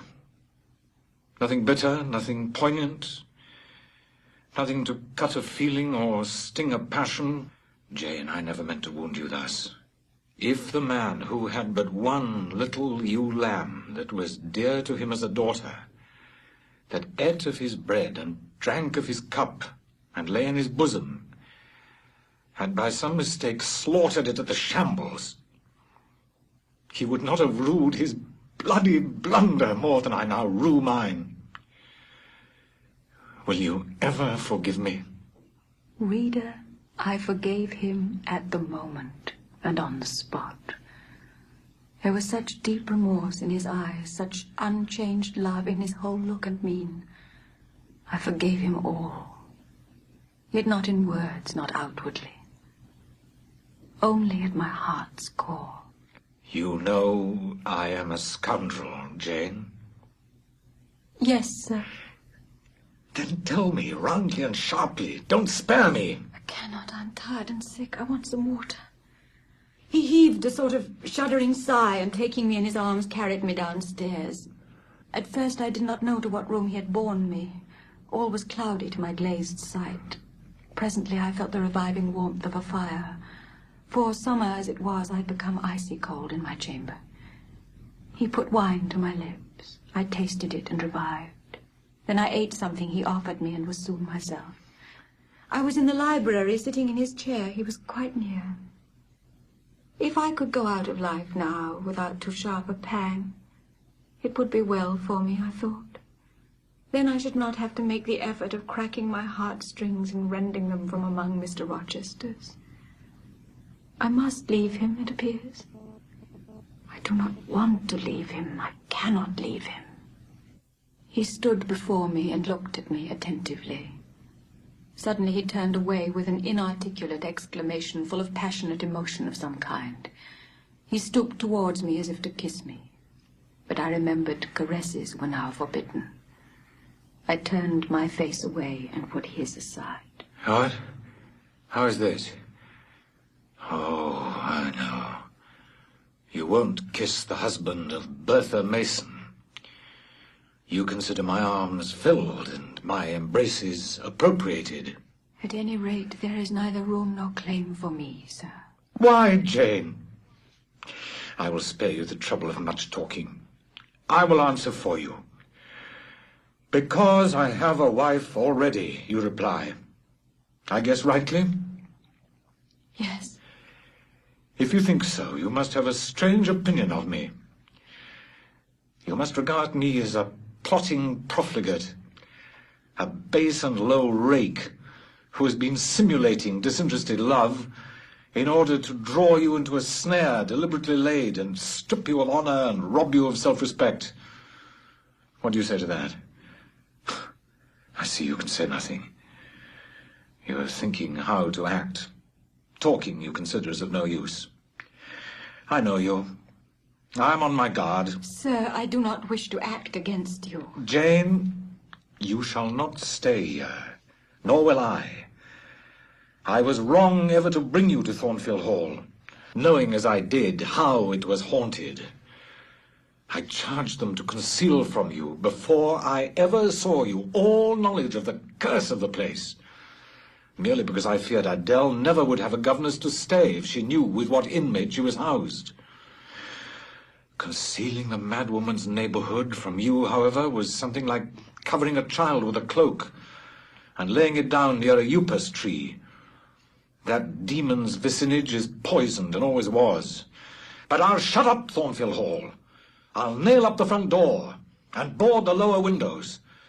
I'll give Mrs. Poole $200 a year to live here with my wife, as you term that fearful hag. Grace will do much for money, and she shall have her son to bear her company and be at hand to give her aid in the paroxysms, when my wife is prompted by her familiar to burn people in their beds at night, to stab them, to bite their flesh from their bones, and so on. Sir, you are inexorable for that unfortunate lady. You speak of her with hate, with vindictive antipathy. It's cruel. She cannot help being mad. Jane, my little darling, so I will call you, for so you are. You don't know what you're talking about. You misjudge me again. It is not because she's mad I hate her. If you were mad, do you think I should hate you? I do indeed, sir. Then you're mistaken, and you know nothing about me, and nothing about the sort of love of which I am capable. Every atom of your flesh is as dear to me as my own. In pain and sickness, it would still be dear. Your mind is my treasure, and if it were broken, it would be my treasure still. I should not shrink from you with disgust as I did from her. In your quiet moments, you should have no watcher and no nurse but me, and I could hang over you with untiring tenderness, though you gave me no smile in return, and never weary of gazing into your eyes, though they had no longer a ray of recognition for me. But why do I follow that train of ideas?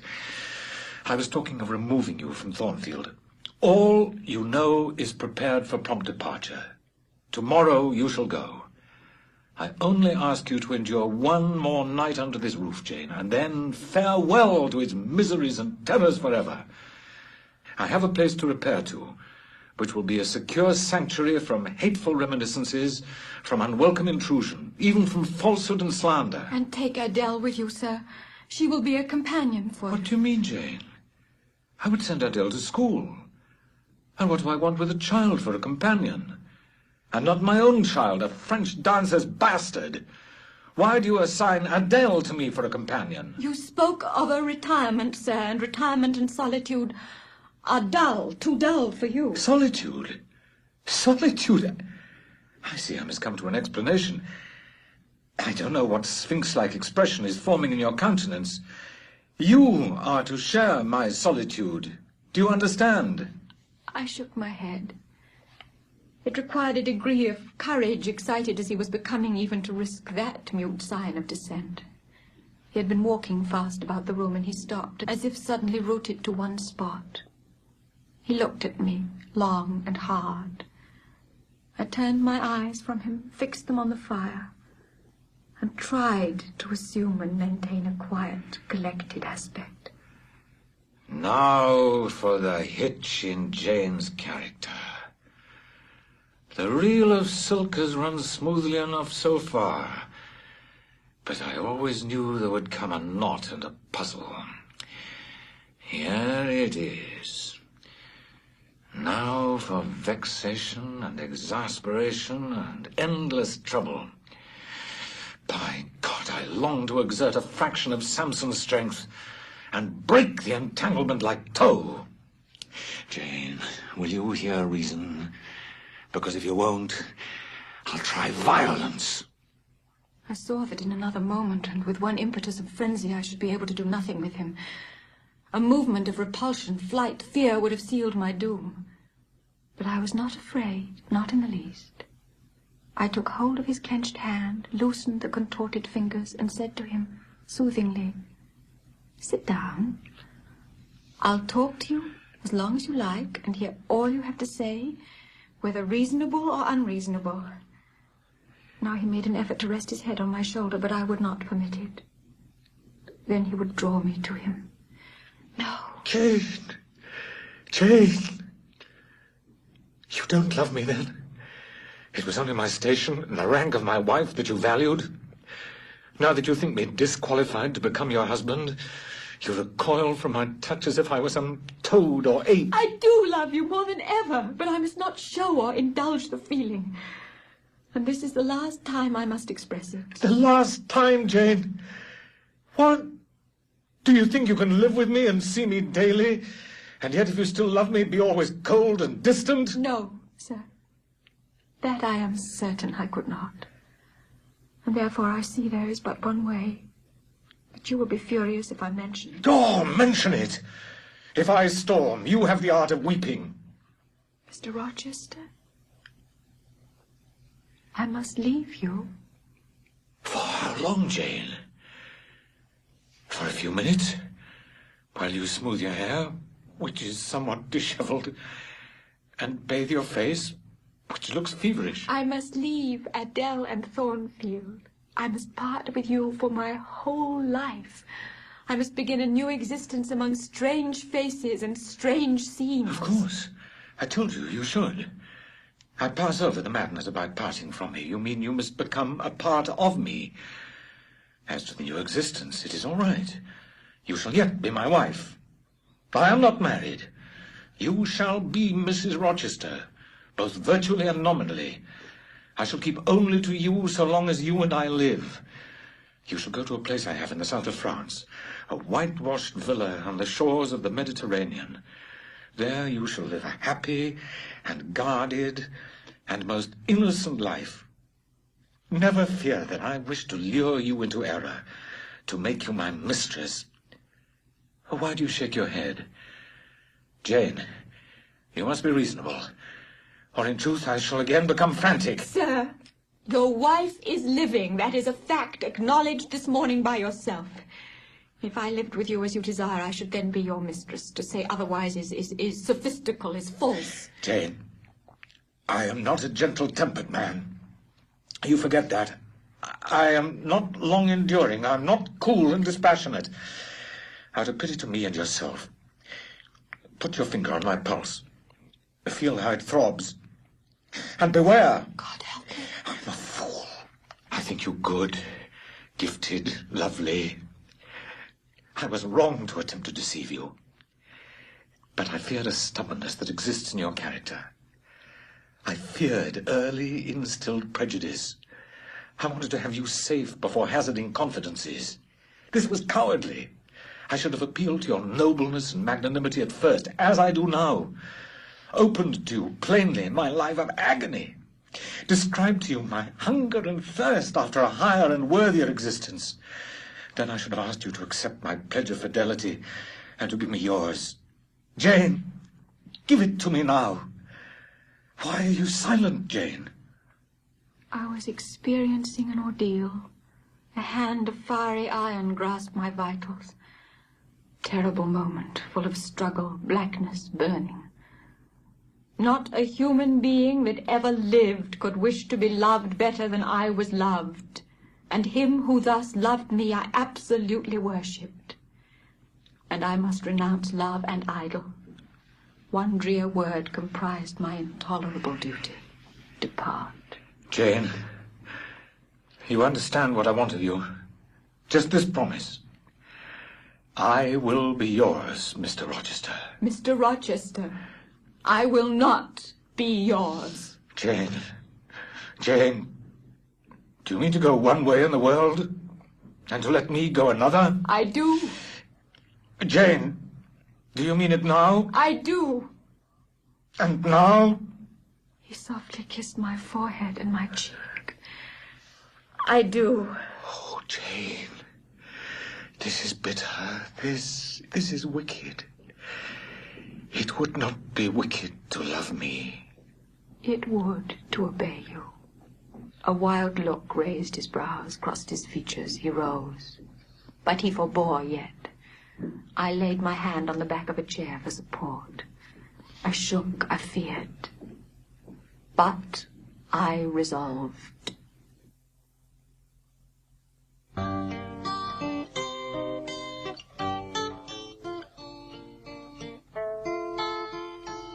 That night I never thought to sleep. I rose, I was dressed, for I had taken off nothing but my shoes. I tied on my straw bonnet, pinned my shawl, and stole from my room. "Farewell, kind Mrs. Fairfax," I whispered as I glided past her door. "Farewell, my darling Adele," I said as I glanced towards the nursery.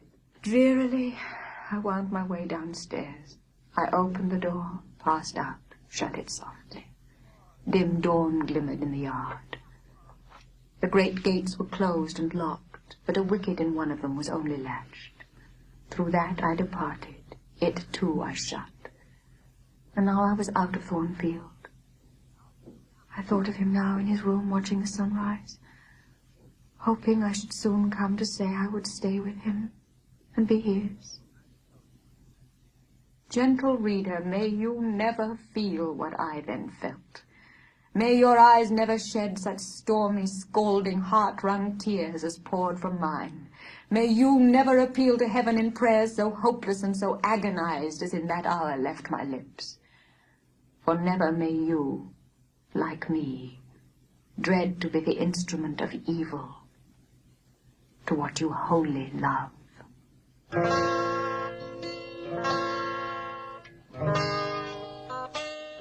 No reflection was to be allowed now. Not one glance was to be cast back, not even one forward. Not one thought was to be given either to the past or the future. My home, when I at last find a home, is a cottage in a remote village teaching a village school. Let me ask myself one question. Which is better? To have surrendered to temptation, listened to passion, to have been now living in France, Mr. Rochester's mistress, delirious with his love half my time, for he would, oh yes, he would have loved me well for a while. He did love me. No one will ever love me so again. I shall never more know the sweet homage given to beauty, youth, and grace, for never to anyone else shall I seem to possess these charms. He was fond and proud of me.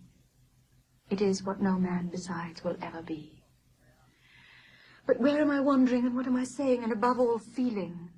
Whether is it better, I ask, to be a slave in a fool's paradise at Marseille, fevered with delusive bliss one hour, suffocating with the bitterest tears of remorse and shame the next, or to be a village schoolmistress, free and honest in a breezy mountain nook in the healthy heart of England? Yes, I feel now that I was right when I adhered to principle and law, and scorned and crushed the insane promptings of a frenzied moment. I thought myself happy and was surprised to find myself weeping. But why? For the doom which had reft me from adhesion to my master. For him I was no more to see. I continued the labors of the village school as actively and faithfully as I could. At this period of my life, my heart far oftener swelled with thankfulness than sank with dejection. And yet, reader, to tell you all, after a day passed in honourable exertion amongst my scholars, and evenings spent in drawing or reading contentedly alone, I used to rush into strange dreams at night. Dreams many-coloured, agitated, full of the ideal, the stirring, the stormy. Dreams where, amidst unusual scenes charged with adventure, with agitating risk and romantic chance, I still again and again met Mr. Rochester, always at some exciting crisis, and then the sense of being in his arms, of hearing his voice, meeting his eye, touching his hand and cheek, loving him, being loved by him, the hope of passing a lifetime at his side, would be renewed with all its first force and fire. Then I awoke. Then I recalled where I was and how situated. Then I rose up on my bed, trembling and quivering.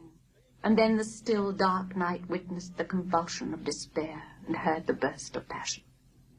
By 9 o'clock the next morning I was punctually opening the school, tranquil, settled, prepared for the steady duties of the day. My uncle in Madeira, I had heard, was dead, my only relative, and then his money came to me. It was a grand boon, doubtless, and independence would be glorious. Yes, I felt that. That thought swelled my heart. I then wrote to Mrs. Fairfax, entreating information on Mr. Rochester. I was astonished when a fortnight passed without reply. But when half a year wasted in vain expectancy, my hope died out. And then I felt dark indeed.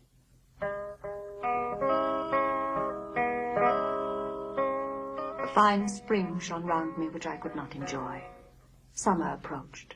Diana Rivers, dearest of my friends in this country, tried to cheer me. She said I looked ill and wished to accompany me to the seaside. Jane, you are always agitated and pale now. I'm sure there is something the matter. Tell me what business St. John and you have on hand. That brother of mine cherishes peculiar views of some sort respecting you, I am sure. I wish he loved you. Does he, Jane? No, Di, not one whit. Then why does he follow you so with his eyes, and get you so frequently alone with him, and keep you so continually at his side? I had concluded that he wished you to marry him. He does. He has asked me to be his wife. That is just what we hoped and thought. And you will marry him, Jane, won't you? And then he will stay in England. Far from that, Diana. His sole idea of proposing to me is to procure a fitting fellow missionary in his Indian toils. What? He wishes you to go to India? Yes. Madness. You would not live 3 months there, I am certain. You never shall go. You have not consented, have you, Jane? I have refused to marry him. You do not love him, then, Jane? Not as a husband. Yet he is a handsome fellow. And I am so plain, you see, Di, we should never suit. Plain, you? Not at all. You are much too pretty, as well as too good to be grilled alive in Calcutta. What makes you say he does not love you, Jane? Well, you should hear himself on the subject. He's again and again explained that it is not himself, but his office he wishes to make. He has told me I am formed for labor, not for love, which is true, no doubt. But in my opinion, if I'm not formed for love, it follows that I'm not formed for marriage. Would it not be strange, Di, to be chained for life to a man who regarded one but as a useful tool? Insupportable, unnatural, out of the question. And yet, St. John is a good man.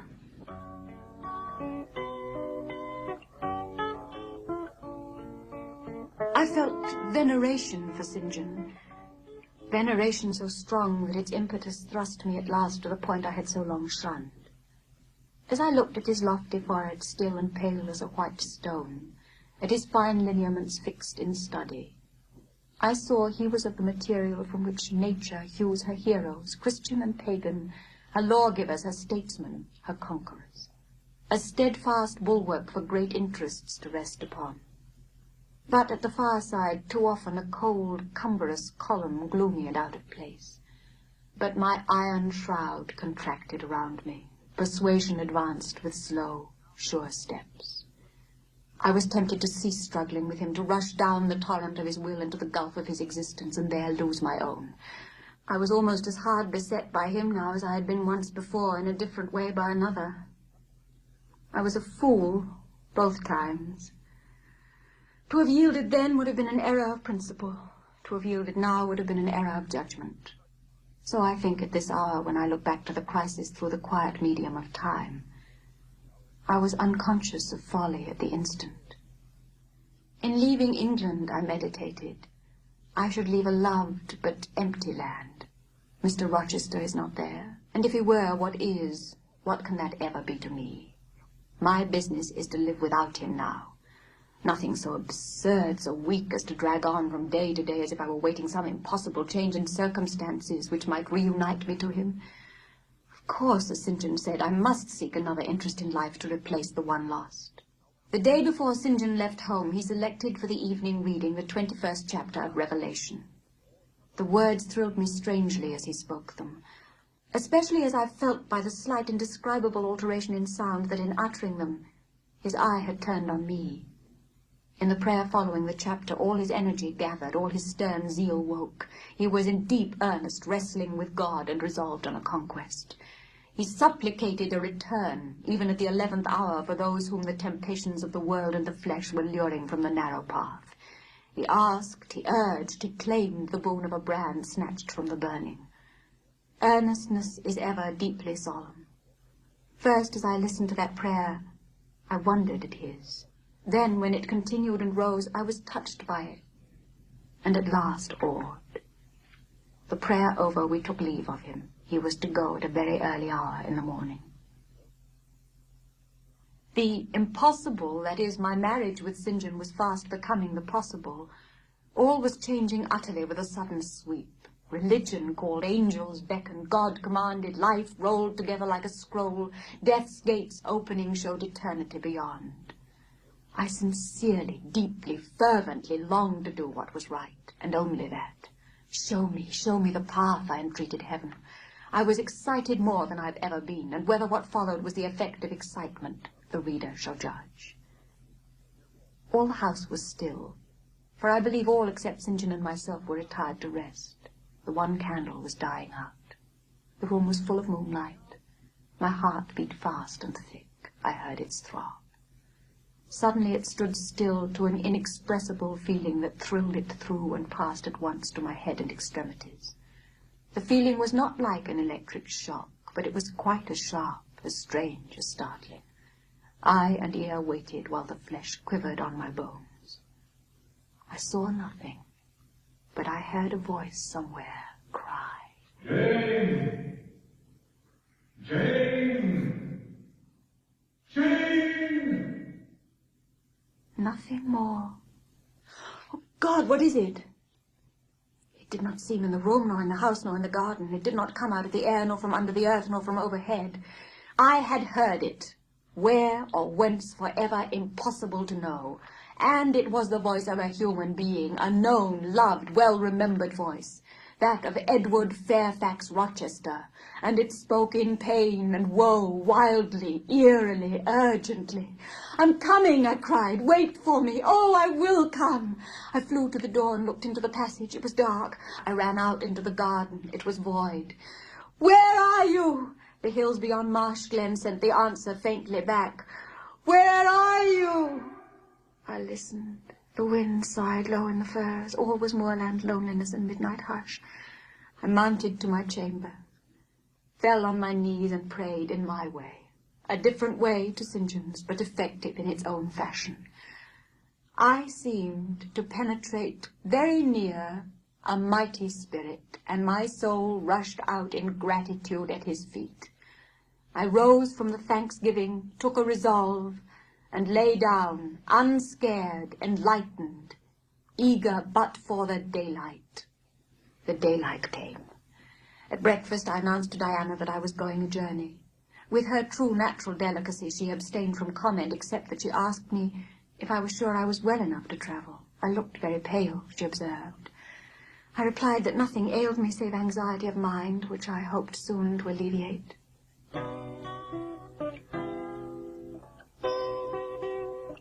Once more on the road to Thornfield, I felt like the messenger pigeon flying home. It was a journey of 36 hours. I got out of the coach. My heart leapt up. I was already on my master's very lands. There was the stile before me, the very fields through which I had hurried on the morning I fled from Thornfield. How fast I walked, how I ran sometimes, how I looked forward to catch the first view of the well-known woods.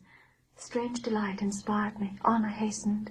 Another field crossed, a lane threaded, and there were the courtyard walls, the house itself, the rookery still hid. I'd coasted along the lower wall of the orchard, turned its angle. I could peep round quietly at the full front of the mansion. I looked with timorous joy towards a stately house. I saw a blackened ruin. The front was, as I had once seen it in a dream, but a shell-like wall, very high and very fragile-looking, perforated with paneless windows, no roof, no battlements, no chimneys. All had crashed in. And there was the silence of death about it, the solitude of a lonesome wild. No wonder that letters addressed to people here had never received an answer. As well dispatch epistles to a vault in a church aisle. The grim blackness of the stones told by what fate the hall had fallen, by conflagration. But how kindled? And oh, where meantime was the hapless owner of this wreck? Some answer must be had to these questions. I could find it nowhere but at the inn, and thither ere long I returned. The host himself brought my breakfast into the parlour. I requested him to shut the doors and sit down. I had some questions to ask him. You know Thornfield Hall, of course, I managed to say at last. Yes, ma'am. Is Mr. Rochester living at Thornfield now? No, ma'am. Oh, no. No one is living there. Thornfield Hall is quite a ruin. It was burnt down just about harvest time. A dreadful calamity. The fire broke out at dead of night, and before the engines arrived from Millcote, the building was one mass of flame. It was a terrible spectacle. I witnessed it myself. Was it known how it originated? It was ascertained beyond a doubt, ma'am. You are not perhaps aware that there was a lady, a lunatic, kept in the house? I have heard something of it. This lady, ma'am, turned out to be Mr. Rochester's wife. The discovery was brought about in the strangest way. There was a young lady, a governess at the hall, that Mr. Rochester fell in. You shall tell me this part of the story another time, but now I have a particular reason for wishing to hear all about the fire. Was it suspected that this lunatic, Mrs. Rochester, had any hand in it? You've hit it, ma'am.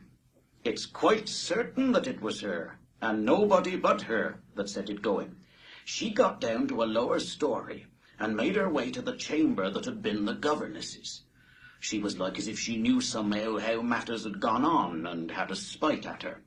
And she kindled the bed there, but there was nobody sleeping in it, fortunately. The governess had run away 2 months before, and for all Mr. Rochester sought her as if she had been the most precious thing he had in the world, he could never hear a word of her, and he grew savage.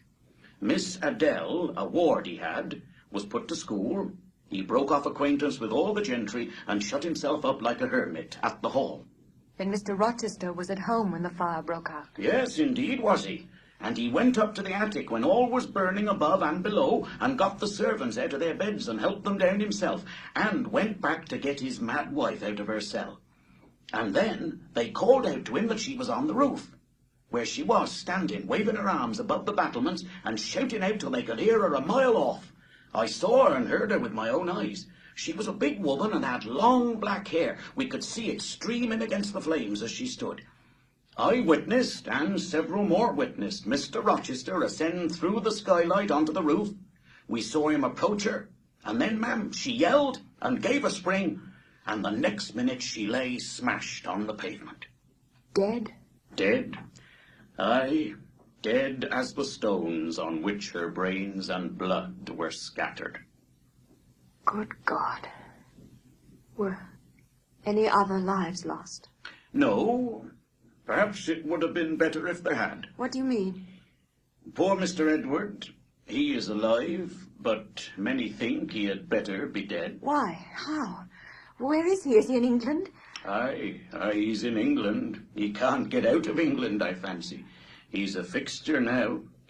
He is stone blind. Yes, he's stone blind, is Mr. Edward. It was all his own courage and, a body may say, his kindness in a way, ma'am. He wouldn't leave the house till everyone else was out before him. As he came down the great staircase at last, after Mrs. Rochester had flung herself from the battlements, there was a great crash. All fell.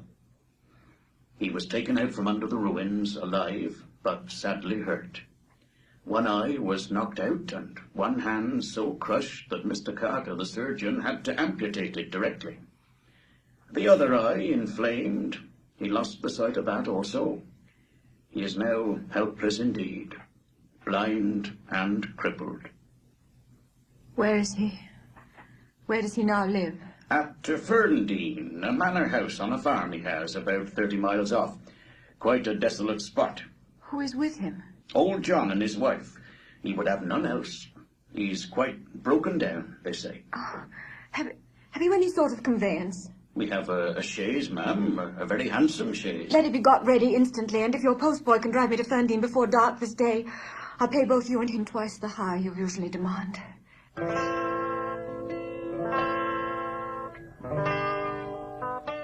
The manor house at Thornfield was a building of considerable antiquity, deep buried in a wood. The whole looked, as the host of Rochester Arms had said, quite a desolate spot. "Can there be life here?" I asked. Yes, life of some kind there was, for I heard a movement. That narrow front door was unclosing, and some shape was about to issue from the grange. It opened slowly. A figure came out into the twilight and stood on the step, a man without a hat. He stretched forth his hand as if to feel whether it rained. Dusk as it was, I had recognized him. It was my master, Edward Fairfax Rochester, and no other. I stayed my step, almost my breath, and stood to watch him. It was a sudden meeting, and one in which rapture was kept well in check by pain. I had no difficulty in restraining my voice from exclamation, my step from hasty advance. His form was of the same strong and stalwart contour as ever, but in his countenance I saw a change that looked desperate and brooding, that reminded me of some wronged and fettered wild beast or bird, dangerous to approach in his sullen woe. He groped his way back to the house, and, re-entering it, closed the door.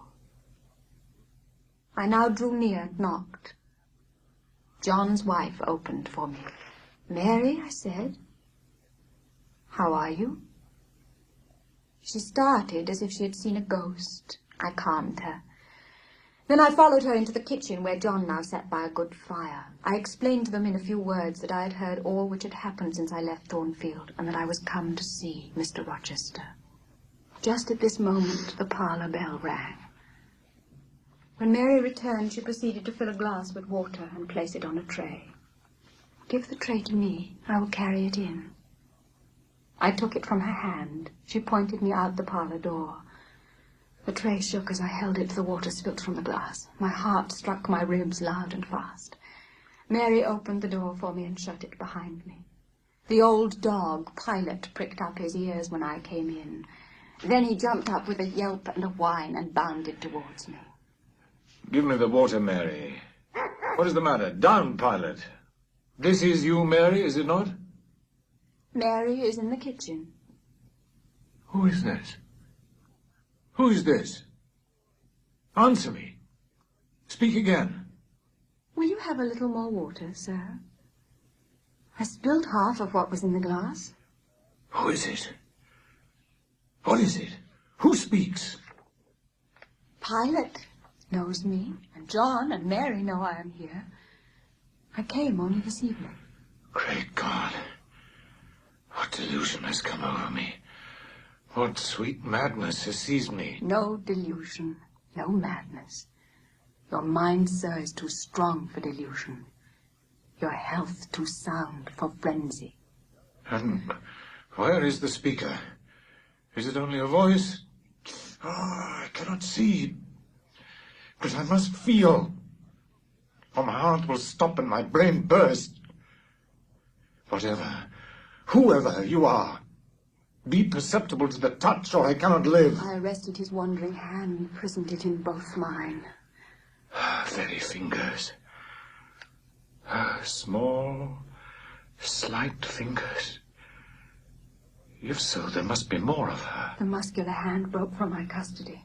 My arm was seized, my shoulder, neck, waist. I was entwined and gathered to him. Is it Jane? What is it? This is her shape. This is her size. And this her voice. She's all here, her heart too. God bless you, sir. I'm glad to be so near you again. Jane Eyre. Jane Eyre. My dear master. I'm Jane Eyre. I've found you out and come back to you. In truth, in the flesh, my living Jane. You touch me, sir. You hold me, and fast enough. I am not like a corpse, nor vacant like air, am I? My living darling. These are certainly her limbs, and these her features. But I cannot be so blessed after all my misery. It is a dream, such dreams as I have had at night when I have clasped her once more to my heart, as I do now, and kissed her, as thus, and felt that she loved me, and trusted that she would not leave me. Which I never will, sir, from this day. Never will, says the vision. But I always woke and found it an empty mockery, and I was desolate and abandoned, my life dark, lonely, hopeless, my soul athirst and forbidden to drink, my heart famished and never to be fed.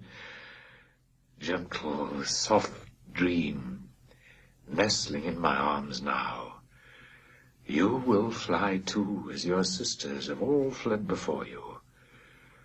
But kiss me before you go. Embrace me, Jane. There, sir. And there. I pressed my lips to his once brilliant and now rayless eyes. I swept his hair from his brow and kissed that too. He suddenly seemed to arouse himself. The conviction of the reality of all this seized him. It is you, is it, Jane? You are come back to me, then? I am.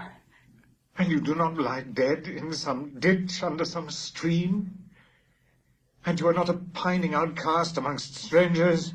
No, sir. I am an independent woman now. Independent? What do you mean, Jane? My uncle in Madeira is dead, and he left me £5,000. Ah, this is practical. This is real. I should never dream that. Besides, there is that peculiar voice of hers. So animating and piquant, as well as soft. It cheers my withered heart. It puts life into it. What, Janet? Are you an independent woman?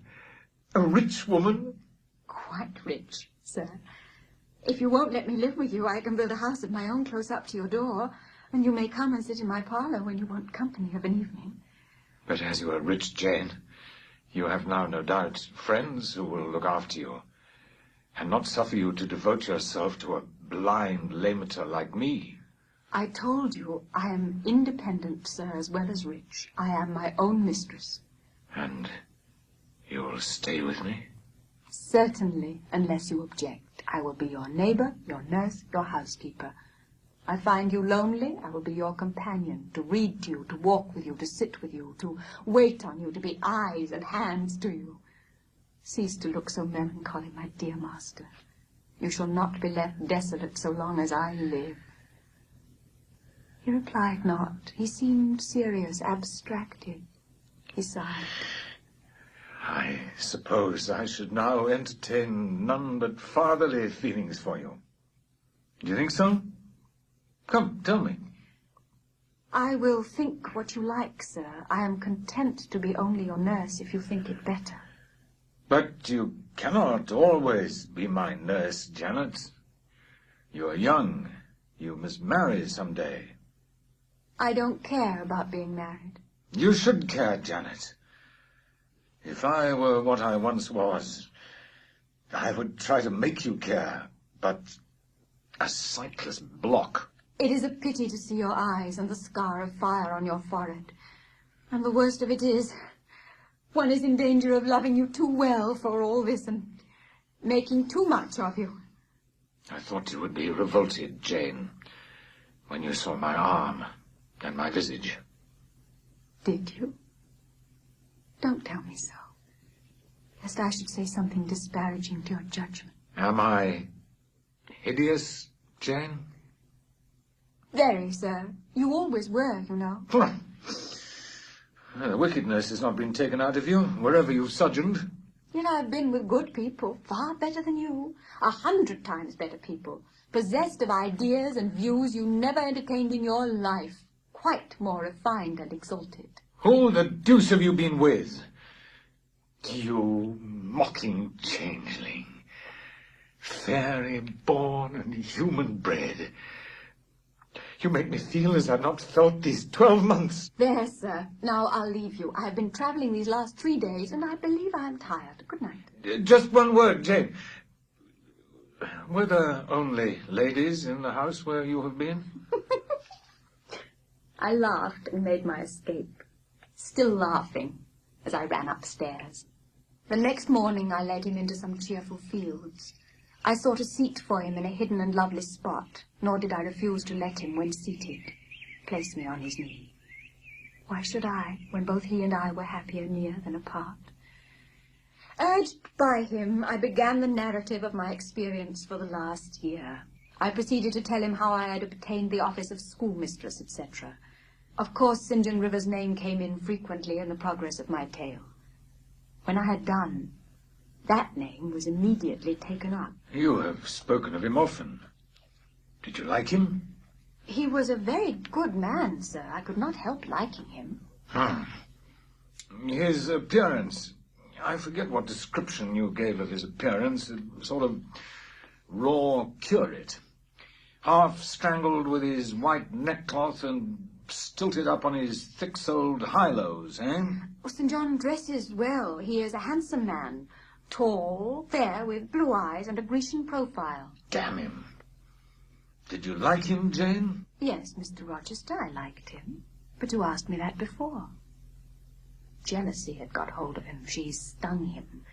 But the sting was salutary. It gave him respite from the gnawing fang of melancholy. I would not, therefore, immediately charm the snake. You had a little cottage near the school, you say. Did he ever come there to see you? Now and then. And what did you do meantime? I learnt Hindustani at first. He intended me to go with him to India. Here I reach the root of the matter. He wanted you to marry him. He asked me to marry him. That is a fiction, an impudent invention to vex me. I beg your pardon, it is the literal truth. He asked me more than once, and was as stiff about urging his point as ever you could be. Miss Eyre, you can leave me.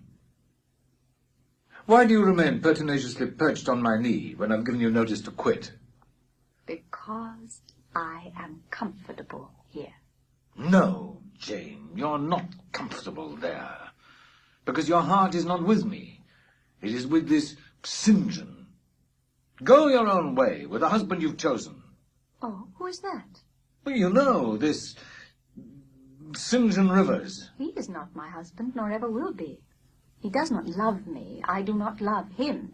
He wanted to marry me only because he thought I should make a suitable missionary's wife. He's not like you, sir. I'm not happy at his side, nor near him, nor with him. He has no indulgence for me, no fondness. He sees nothing attractive in me, not even youth, only a few useful mental points. Then I must leave you, sir, to go to him. I shuddered involuntarily and clung instinctively closer to my blind but beloved master. He smiled. Oh, Jane, is this true? Is such really the state of matters between you and Rivers? Absolutely, sir. Oh, you need not be jealous. I wanted to tease you a little to make you less sad. I thought anger would be better than grief. But if you wish me to love you, could you but see how much I do love you, you would be proud and content. All my heart is yours, sir. It belongs to you. And with you it would remain, were fate to exile the rest of me from your presence forever. Again, as he kissed me, painful thoughts darkened his aspect. I am no better than the old lightning-struck chestnut tree in the Thornfield orchard. And what right would that ruin have to bid a budding woodbine cover its decay with freshness? You are no ruin, sir, no lightning-struck tree. You are green and vigorous. Plants will grow about your roots, whether you ask them or not, because they take delight in your bountiful shadow. And as they grow, they will lean towards you and wind around you, because your strength offers them so safe a prop. You speak of friends, Jane? Yes, of friends, I answered, rather hesitatingly, for I knew I meant more than friends, but could not tell what other word to employ.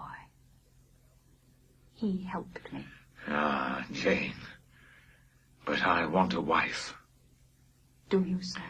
Yes. Is it news to you? Of course. You said nothing about it before. Is it unwelcome news? That depends on circumstances, sir. On your choice. Which you shall make for me, Jane. I will abide by your decision. Choose, then, sir. Her who loves you best. I will at least choose. Her I love best. Jane, will you marry me? Yes, sir. A poor blind man whom you'll have to lead about by the hand? Yes, sir. A crippled man, 20 years older than you, whom you will have to wait on? Yes, sir. Truly, Jane? Most truly, sir. Oh, my darling. God bless and reward you. Jane suits me. Do I suit her? To the finest fibre of my nature, sir. The case being so, we've nothing in the world to wait for. We must be married instantly. Jane, you think me, I dare say, an irreligious dog, but some days since, nay, I can number them, 4. It was last Monday night. A singular mood came over me, one in which grief replaced frenzy. I had long had the impression that since I could nowhere find you, you must be dead. Late that night, perhaps it might be between 11 and 12 o'clock, ere I retired to my dreary rest, I was in my own room, and sitting by the window, which was open, I longed for thee, Janet. Oh, I longed for thee both with soul and flesh. I asked of God, at once in anguish and humility, if I had not been long enough desolate, afflicted, tormented, and might not soon taste bliss and peace once more. And the alpha and omega of my heart's wishes broke involuntarily from my lips in the words, Jane, Jane, Jane. Did you speak these words aloud? I did, Jane. If any listener had heard me, he would have thought me mad. I pronounced them with such frantic energy. And it was last Monday night? Somewhere near midnight? Yes, but the time is of no consequence. What followed is the strange point. As I exclaimed, Jane, Jane, Jane, a voice, I cannot tell whence the voice came, but I know whose voice it was, replied, I am coming. Wait for me. And a moment after went whispering on the wind the words, Where are you? I could have deemed that in some wild, lone scene I and Jane were meeting. In spirit, I believe we must have met. You, no doubt, were at that hour in unconscious sleep, Jane. Perhaps your soul wandered from its cell to comfort mine, for those were your accents. As certain as I live, they were yours. I listened to Mr. Rochester's narrative, but made no disclosure in return. The coincidence struck me as too awful and inexplicable to be communicated or discussed. If I told anything, my tale would be such as must necessarily make a profound impression on the mind of my hearer, and that mind, yet from its sufferings too prone to gloom, needed not the deeper shade of the supernatural. I kept these things then, and pondered them in my heart. You cannot now wonder that when you rose upon me so unexpectedly last night, I had difficulty in believing you any other than a mere voice and vision, something that would melt to silence and annihilation, as the midnight whisper and mountain echo had melted before. Now I thank my Maker that in the midst of judgment he has remembered mercy. Then he stretched his hand out to be led. I took that dear hand, held it a moment to my lips, then let it pass round my shoulder. We wended homeward. Reader, I married him. A quiet wedding we had. He and I, the parson and clerk, were alone present. You've not quite forgotten little Adele, have you, reader? I had not. I soon asked and obtained leave of Mr. Rochester to go and see her at the school where he had placed her. She looked pale and thin. She said she was not happy. I found the rules of the establishment were too strict, its course of study too severe for a child of her age. So I sought out a school conducted on a more indulgent system, and near enough to permit of my visiting her often and bringing her home sometimes. She soon settled in her new abode, became very happy there, and made fair progress in her studies. By her grateful attention to me and mine, she has long since well repaid any little kindness I ever had it in my power to offer her.